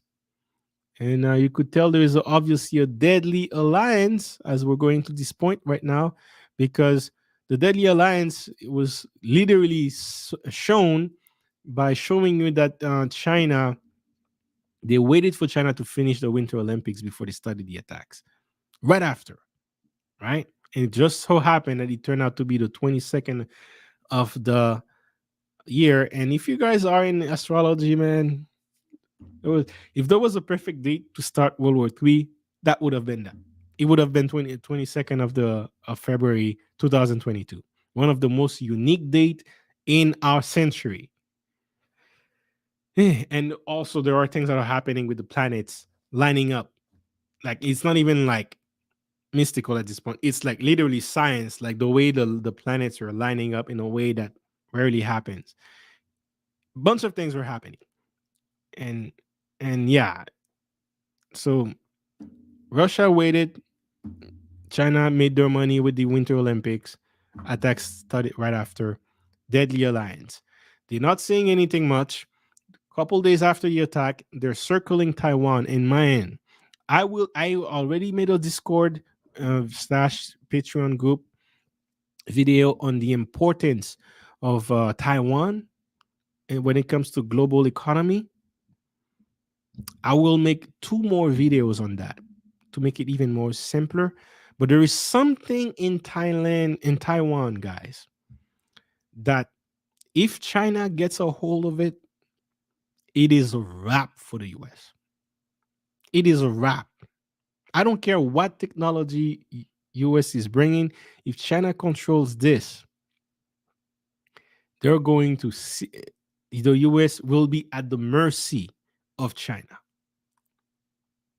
And Taiwan is right next to them, just like Russia and Ukraine. Ukraine is right next to Russia. Taiwan is right next to China. And I smell weakness. I'm a shark in the waters. I smell blood. And right now, friends, US, Canada, they're bleeding because they don't have a strong leader that can do a poker face to keep a level of strength out there. It's going to be bad, guys. If China gets a hold of this, it's a wrap. It's a wrap. But that same thing that I'm talking about is also a huge opportunity to make money. Huge. I made a video about that in my last Patreon post slash Discord, exclusive Discord. I will make two more videos about it. I've also released a detailed report from an insider because that's the purpose of my Patreon, guys. I share with you reports that I pay for to get information. Last year, I paid $16,000 to get information, right? $16,000 to get information from insiders. And some informations, they're worth way more than what I paid for. And yeah, yeah. Let you know what? Let's just see. It has a lot to do with that. I'll just keep it simple. But you are a smart man, Mr. Peter Investor M. You are a smart man. But yes, I made many. I released a report on that, detailed report of things you can do to make money from this. But if China control this, it's a wrap, guys. It's a wrap. It's over. It's over for the US. Over. And it's at right there at the mercy, like it's right there around China. And they're thirsty. They smell blood. And that's why they were flying aggressively a day after the attack from Russia. They were because they're like, hey, no one's going to do anything to us. Right? Not the US. We got away with CV-19. They blame us for it. We got away for it. They blame us. They didn't give anything. We got away with it. We're doing business as usual. If it was Trump, he would have given us a tariff. Us, we got away with it. All right, let's do business. Bro. Blood, lots of bloods in the streets, man. US is bleeding, and it's not good, because it's not good because too many people that would have done things now, and US was slowing them down or stopping them. Now they are there, and US cannot really tackle everything all at once. But what they can definitely try to do is limit China and Russia. But together, China and Russia become so powerful that it becomes a deadly alliance. Shout out to my Mortal Kombat fans. All right, it becomes a deadly alliance for US, and it's shifting the balance of power. It's a clear demonstration of where the powers are shifting. So, from an investing perspective, it also shows you a clear trend. And I speak a lot about trend. Guys, it's one of the reasons why my entire module is understanding the uncontrollable forces that can affect your wealth. Because understanding this, it's not even a secret, but understanding that alone can open the door to so many opportunity that would have been that you would have been blind to, just because you didn't factor that in your process of thinking. But now that you factor it, and you're like, what is in Taiwan that maybe I could access, that could expose me into a level of wealth that the entire world will depend on? And I'll leave it at that. I'll leave it at that. But if you're in my Discord, exclusive Discord or Patreon, which is the Discord, uh, I'll make two videos about it to emphasize the importance of this. All right. Now, one thing I wanted to talk about it. Yes, thank you very much, Gail. Um, please click the like button. It really helps with the algorithm. Um, one thing I wanted to emphasize before I close, and I'm going to tell you things you could do to um, to make money very quick. But one thing I want to talk very quickly is, how does Russia and China do war? They have a two different approach. Russia is a very, you know, very punch for punch type of country, right? Missile for missile, gun for gun, punch for punch. You say this, I say that.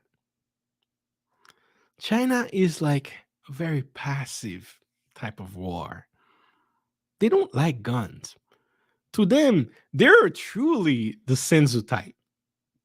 It's the level of wisdom that China is showing shows years. Like, before a country can get that level, that's it's wisdom. Before, like, it takes years, like, no, it takes centuries to get to a level like that. Very passive, silent. They don't talk. Discipline, move. They put themselves in a situation where you have to attack them because you feel danger, not because they're doing everything legal. Not everything legal. You can, when you think about how much they copy things, you patent, replicate that, and do it better than you. That's not fair, right? But hey, if they do that in their own land, if they do that in your land, then yeah, you have something to say about it. You can enforce your rule.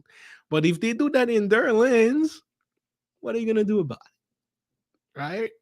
What are you gonna do about it? So that's where it comes in. But they put themselves in a situation, guys, where mixed moves. You allow me to do this? That's legal, right? If I'm away from my land, you allow me to do this, I'll do it.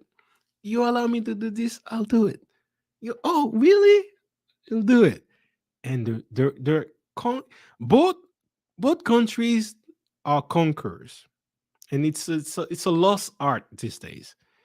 Back then, every man of honor, strong man, were conquerors.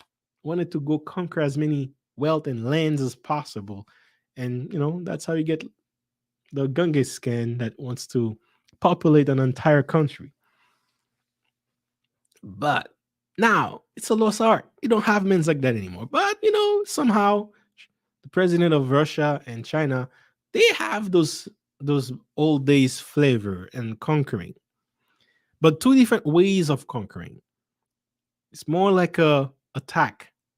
And even then, as we're talking about Russia and the way they're attacking, guys, I don't know if you notice, and this you will not see this in the West, but if you're listening to other type of news, you will notice something weird. The way that Russia is attacking, they're not attacking to invade the country per se. It's kind of like they're attacking in a way to preserve the military at its full potential. It's kind of like they're attacking in a way that they know they're going to win anyway, and then they want to preserve those tools because they see these tools as their own tools. They're making sure not to avoid major places where there is large amount of people that lives there. Also, whenever they find major resistance, they pull back and then they circle around this major resistance to force people to resign, to force people to drop the guns, be like, hey, you don't want to die, just drop your gun, right? That's that approach means you don't want to destroy either the gun or the people. That means you want to have plans for them to be like, hey, I want to assign you to serve me now, right? When it comes to the airspace, Russia dominates the airspace, and not just they dominate the airspace, they have more planes. So that alone can, how United States do war, they just bomb everything, right?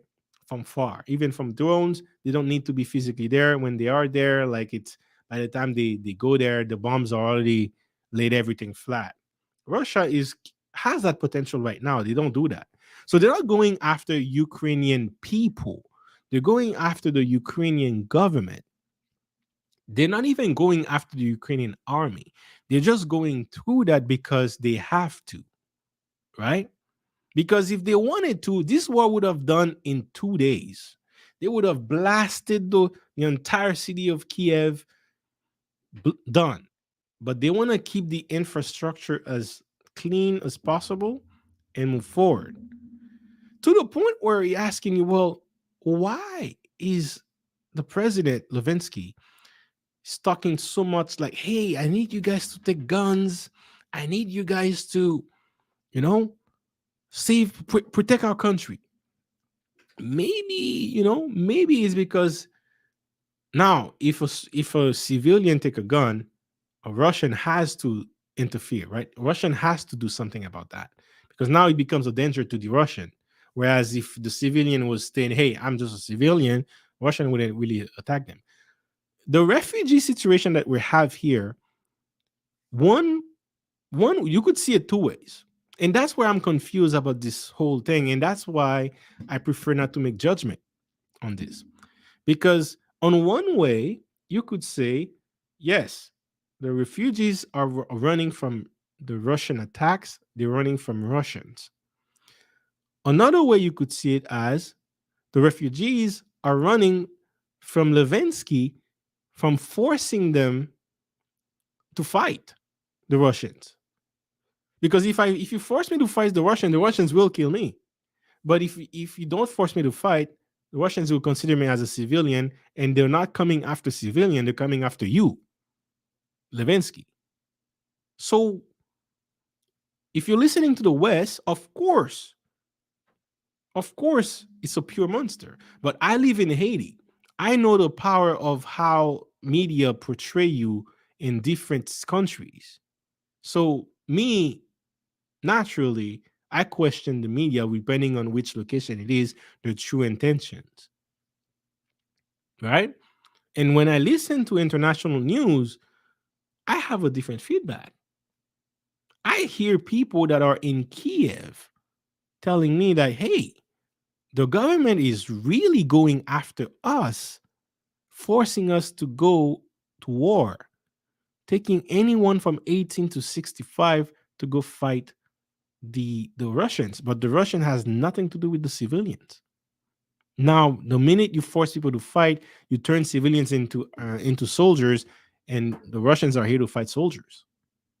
And guess what? They're not going to be effective at it because you're giving them a lot of guns, but you're not giving them any trainings. They didn't have any time to train. It's not like it was mandatory that everyone had to go to war if uh, if there was an invasion or anything situation, right? Because if that was the case, then they would have the training.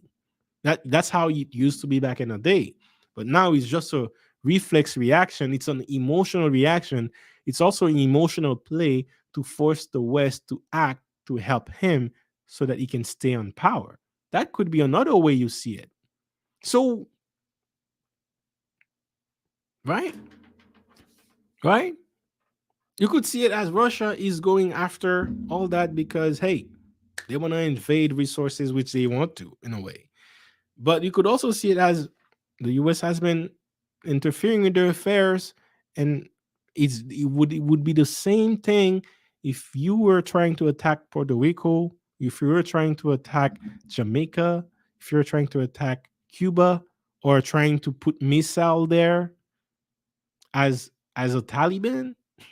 Hell no. The US, Canada, they will never let you do that. They will do a war with you if you try to do that. So the same thing, we can. I try not to be an hypocrite, right? What the news said is, another news said that, but what I do see is I see something happening, and I know if the US would have done the same thing if the world were reversed. So I wanted to mention that. So, but it's still an aggressive way of fighting, right? Especially when Putin is in public saying that, hey, we might do any nuclear war. We're willing to go that far if we have to. That's still an aggressive. That's not the Chinese way. The Chinese way is more. We're not doing gun wars. No, I'm with you. I'm here to negotiate. I'm here to do business. You see what I'm saying? I'm here on business. You got lands to buy? Can I buy? I can buy. Can I bring my brother too? Of course, bring my brother. Can I bring my cousins? But you know how many cousins I have? I have 100 cousins. And each of my cousins have two brothers. You know what I mean? I can bring all of them. And the conquering, right? They're conquering, building. Conquering in China, conquering in Europe, conquering in Canada, everywhere in Canada, whether it's Montreal, whether it's Vancouver, whether it's Toronto, they are conquering. They're even conquering the Caribbean, guys. Poor countries like Haiti, oh man, they got like Huawei lines running all over the place, right? The conquering infrastructures, conquering land, whatever is legal in your land, they will abuse it to its fullest to their potential.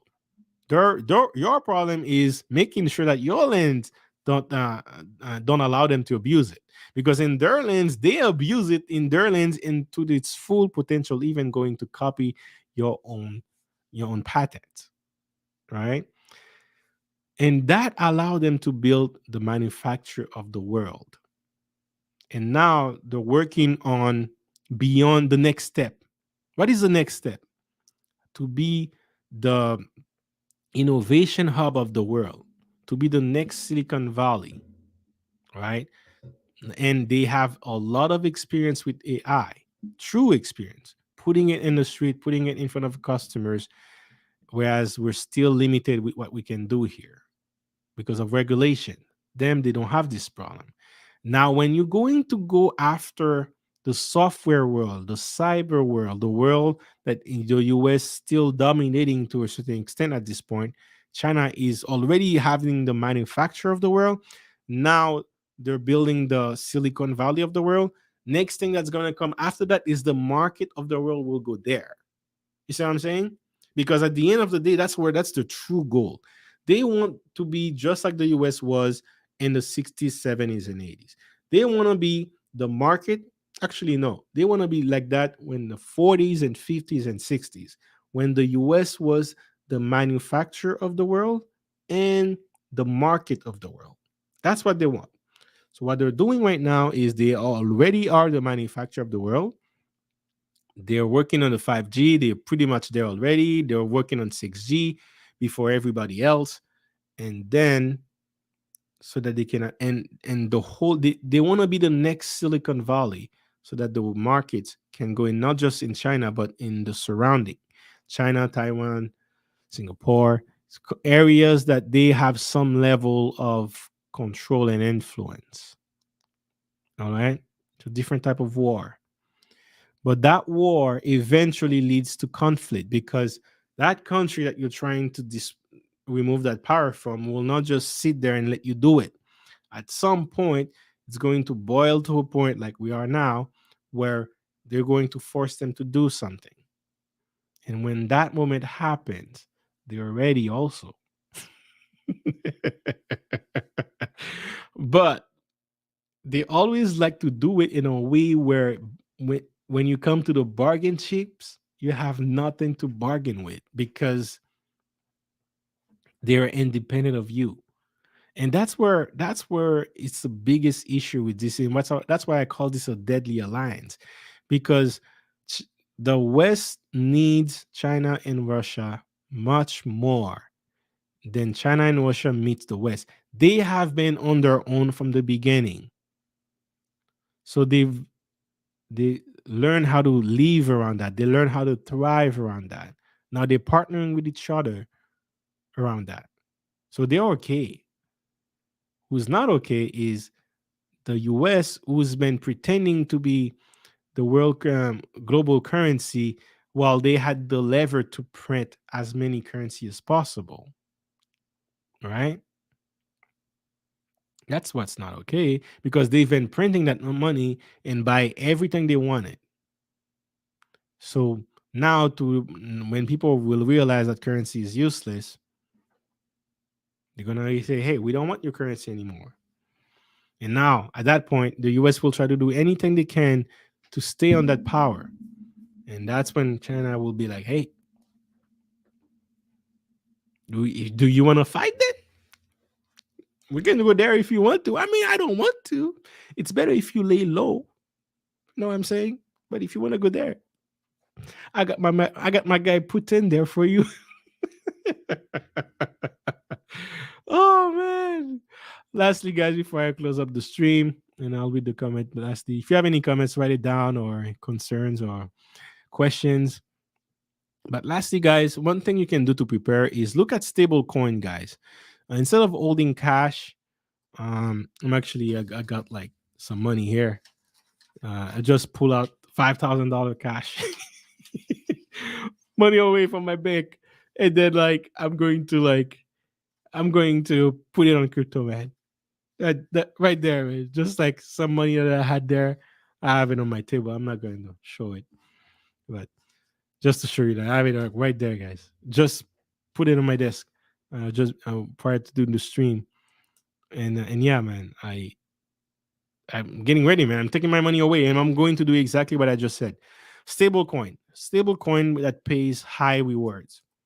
Discord, we've been talking about a stable coin for a very long time that I was preparing just for this, for the bear market. But turns out this bear market is here way before schedule. And now it's time to accelerate on this strategy. You put the money on the stable coin, like the US dollar, that pays you a couple percentage a month. Another thing that I'll be doing is this is more of a risky and type of investment. It's high staking rewards plus daily compound. Now I think Maki, he talked to you guys about the drip system, the drip cryptocurrency. We talk about that in one of the streams. The power of compound interest. I've been doing experiments with it. I'm comfortable enough to put $10,000 in it, and if I do that at 10,000, 1% per day, next year, if everything works well, it's going to be a good year. But before I get to that level, it's a risk that I'm willing to lose because that system as a whole is very risky, right? So I'm doing some conservative type of investment. I'm doing some risky type of investment, and And again, I'm still 90% of my cryptocurrencies are still invested in long-term projects that I know will do well.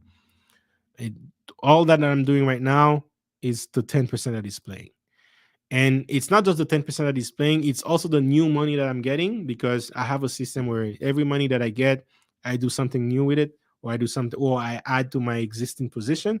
But now with the new money that I'll get is doing that system, is the high staking reward plus daily compound with drip. And it's not just drip per se, but it's drip with this drip ecosystem. Okay. So I'm talking in general about it now. You can Google it if you want, but in the Discord and Patreon. Sorry, I need to say Patreon, because if you go on my Patreon, it will lead you to my Discord. It will lead you to my exclusive Discord, and this is where I talk about that. I don't talk about that in a generic Discord, but yeah, I'll be making videos about that too. And then yes, as I mentioned earlier, gold and silver. To start with silver, they'll do very well this year. Silver will do very well this year because of what's happening in times of uncertainty like that. People usually jump into silver metals, but with the inflation that happened, eventually, just like you see the price is catching up at the groceries, things will happen like that for precious metal as well. So start looking into that, guys, if you're interested. Precious metal. Me again, I still need to find a place like money before I go all in on gold and silver. And right now, I'm kind of like doing more, still doing business on the side, doing some experiment with my business. So I'm more on a research type development type of business. But once I find a good recipe that I can automate and all that, I'll put much more emphasis on my investing in precious metal. But as of right now, at least I made some moves to stablecoin. Again, not even look right there. It's not to say that, it's not even brag. I'm just, because some people might say, hey, you're bragging. I'm serious, guy. I practice what I preach.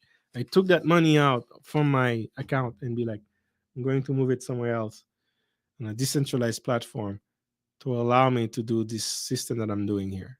The high staking reward plus compound. It's half of it of my $10,000 budget, and then I'll reach out $10,000 towards June on this. I'm only willing to risk $10,000 of this, but the rest I'm going to put that on my stable coin with 20% stablecoin staking, which is good. The US dollar is not moving. I'm making 20% on it, right? It's conservative type of investment. It doesn't go up, it doesn't go down. Best type of investment to make with low risk without trading. And then if I make this account big enough, that 20% could be enough to pay my living expenses. So that's the way I see it. I don't know how long it will stay 20%, but for now, it's a great way to sell my profits there, and yeah, and ride the bear market that is coming. So these are the things that I'm doing, guys. I'm gonna be doing mainly. I'll be discussing way more um in what my plans are in the Patreon slash exclusive Discord. But I talk a lot about it already. So if you guys wanna look into it, check it out. Shout out to you, Natasha Vincent, for sharing this link. Thank you very much. And let me see. Did I miss couple? Yeah, I think I missed. Whoa, there's lots of comment I missed. Sorry, guys. So yeah, that's basically all the points I wanted to cover. Let me go to the comment section quick. Leave Taiwan alone. China, they're such a peaceful country. Yeah, they are, man. Beautiful people too. But hey, resources and power always going to rule the world, and that comes first. Three major foreign economy. Yeah, we talk about that. One day, that fighter jet will launch a bomb on something. Yep, yep. Which country? Russia or China? China on Taiwan. Um, Hit the like button. Absolutely. If you guys are here, please hit the like button. It really helps. Can't really look at the numbers right now, but I hope they're good. If not, thank you very much anyway. Um, what's in Afghanistan? I don't know. I mean, I've never been there. People, that's China infiltrate financially. I ain't mad at them. We allow it. That's it. They're playing the game, guys. They know how to play the game. We allow it. In Africa, we allow it. So I'm not mad at them. If in Haiti, where I'm from, we allow it. Guess what? If I'm a dictator of Haiti, they're gone. And then what? Then they're gonna take their guns. They're gone. They're gonna try to. They're gonna try to. We say that, hey, you know what? We need democracy, and then try to put their own puppet to have what they want. Nah, not me, bro. I'm gonna be a lifelong dictator for Haiti, man. Haiti is not ready for democracy. Haiti is ready for dictatorship. Get them out of my country, man. I wouldn't allow that. You want to do business? All right, let's do business. I need this from you, and maybe I'll consider it. And I need that for 5 years. Maybe I'll consider it. If not, get the hell out of my face. China has been in a game for centuries. Yes, they have 100. God damn, really? 100-year plans. It's one thing to have 100 years plan for family. Like right now, I have a 40-year plan for Haiti. For my family, that will indirectly affect Haiti as a population. But 100 year for the entire country. Gonna get me thinking about it. You know what? I'm gonna start thinking about it. I think I can. I think I could at least come up with the vision. I don't know about the plan, but I could at least come up with the vision before I die. It's an interesting thought, Tony King. Nice to meet you, man. Nice to meet you. Thank you for your insight on the chat. Thank you very much, Gail. At night, I'm gonna send you a message right away, Gail. Right after the stream. Saving infrastructure in wartime reminds me of the last season of Pennyworth. I haven't seen Pennyworth. Sorry, guys. I don't watch movies or shows these days. So focused. But I'll check it out. Sounds like there's something. Sorry.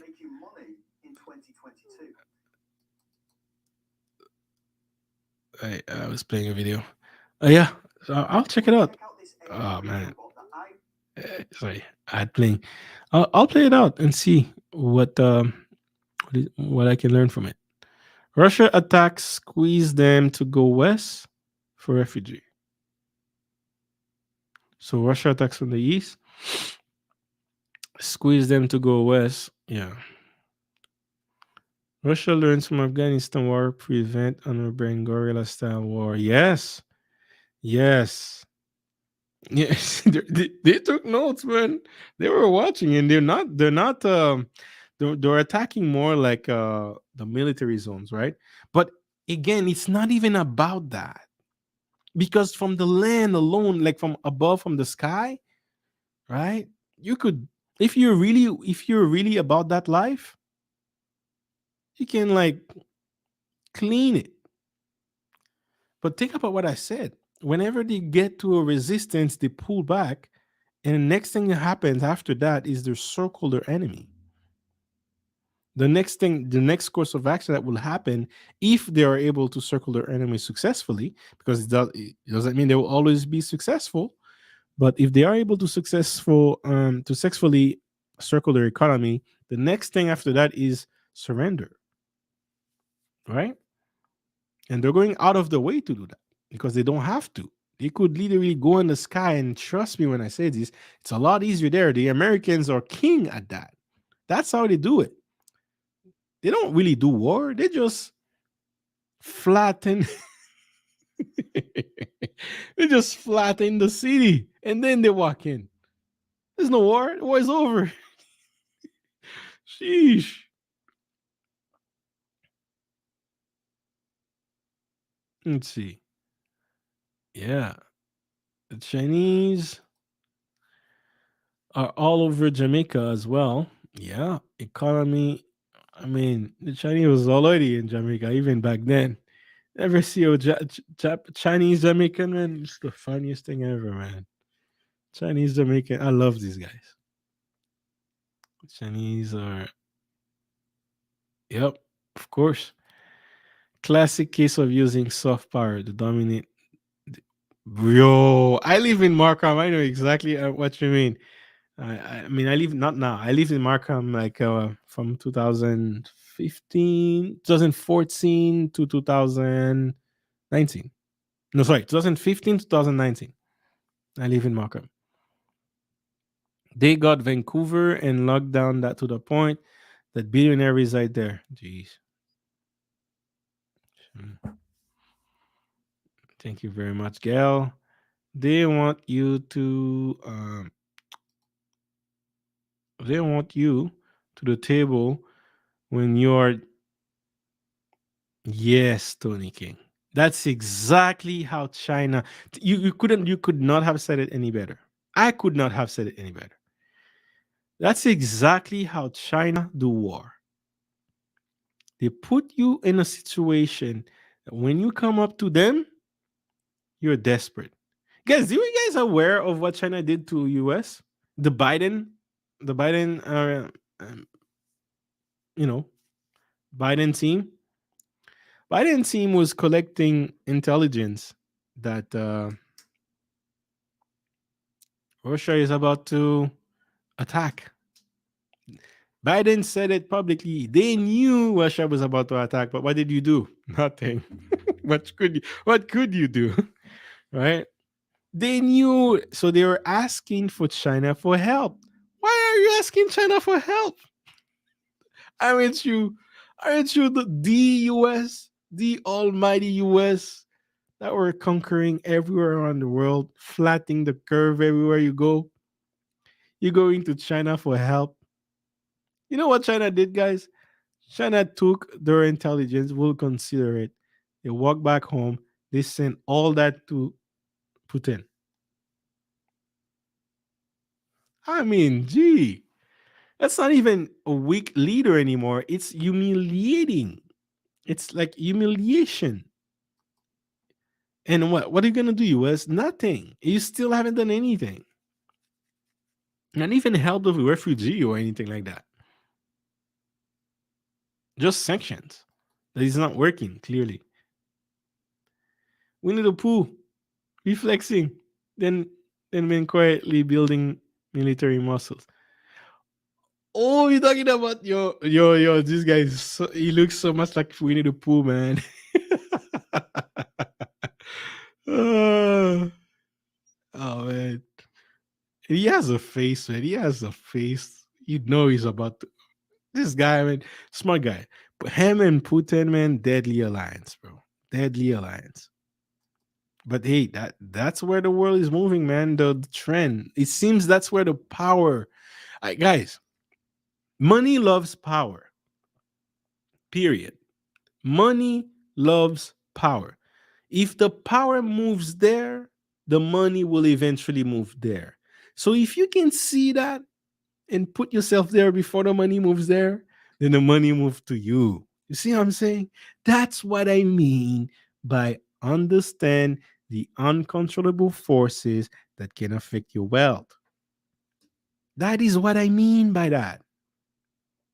Money loves power. Why is the US so rich? Because for a very long time the US was the Silicon Valley of the world, the manufacturer of the world, and the market of the world. On top of that, they had guns. They made sure to enforce with those guns the ability that the number one resource in the world, you're going to need US dollars to buy it. So that gave them automatic rights to print the amount of money to oblivion. It's kind of like a cash cow. Whenever I need money, I just print it. It's there. Right? Now, What China is working on, guys, is the cash cow of the future. Is the number one resources that the future will need, that is almost at China's hand right now. And if China controls that, everyone else in the world will depend on them. You're going to have to go through them if you're going to need anything. Just like you had to go to the US and use US dollars to buy the number one resource you needed to live, there is a resource that we're heading towards in the 21st centuries, that China is there to get it. And once they get it, it's a wrap. It's a wrap.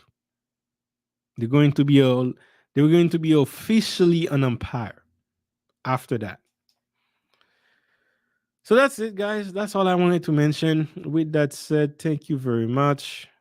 Salute to everyone here. Salute again, Natasha Vincent, and thank you again for your salutation for my birthday.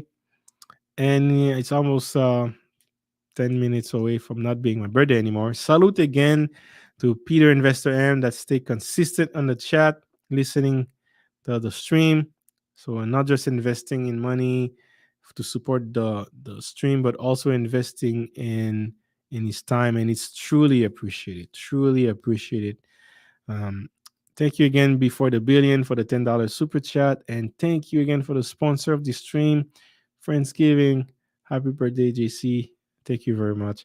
With that said, guys, I hope you took notes. I hope you make a plan on how to balance your portfolio for the uncertain times that are ahead, and understand where the power is moving, because the signs are clear with this deadly alliance from Russia and China. And even if you don't hear it in the news, it's there. There is a reason why Russia waited for the Winter Olympics in China to happen before the attack.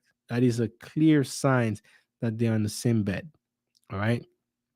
When you hear China is giving the intelligence that they take from the US back to Putin, they're on the same bed. All right. So when you understand that, and you understand how the Western world needs China and Russia much more than they need the Western world, they can go independent if they want to. And understanding that is serious, because that's how you understand where the global power is shifting. And do your research, guys, on what Peter Investor mentioned earlier. I'm not even going to bring it up there, because it's too much of a of a free advice. But you got to do your research. If you don't want to invest in money in it, you got to do your own research. But with that said, guys, thank you very much for everyone that was in the chat. I hope to see you soon. My next stream will be on Wednesday. Stay alerted for the topic. I'll try to stay away for a bit on the kind of the World War III, so that I don't traumatize Natasha.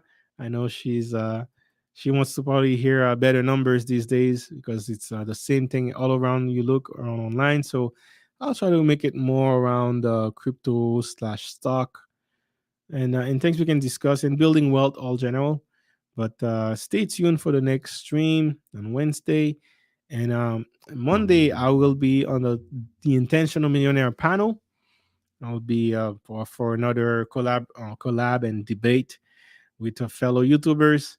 So you can join me there as well, the Intentional Millionaire. And with that said, guys, thank you very much. And we'll see you on the next one. Hey, yeah, it's all about wealth engineering. Might be something that you're not used to. It's okay, cause I'm here to introduce you to concepts, time to grow and make big moves. All about crypto, come see. Stocks and business, yes indeed. Got the info that you need. Hosted by my homie JC. Hey, yeah, wealth engineering, stacking and stacking it up. It's time to generate wealth.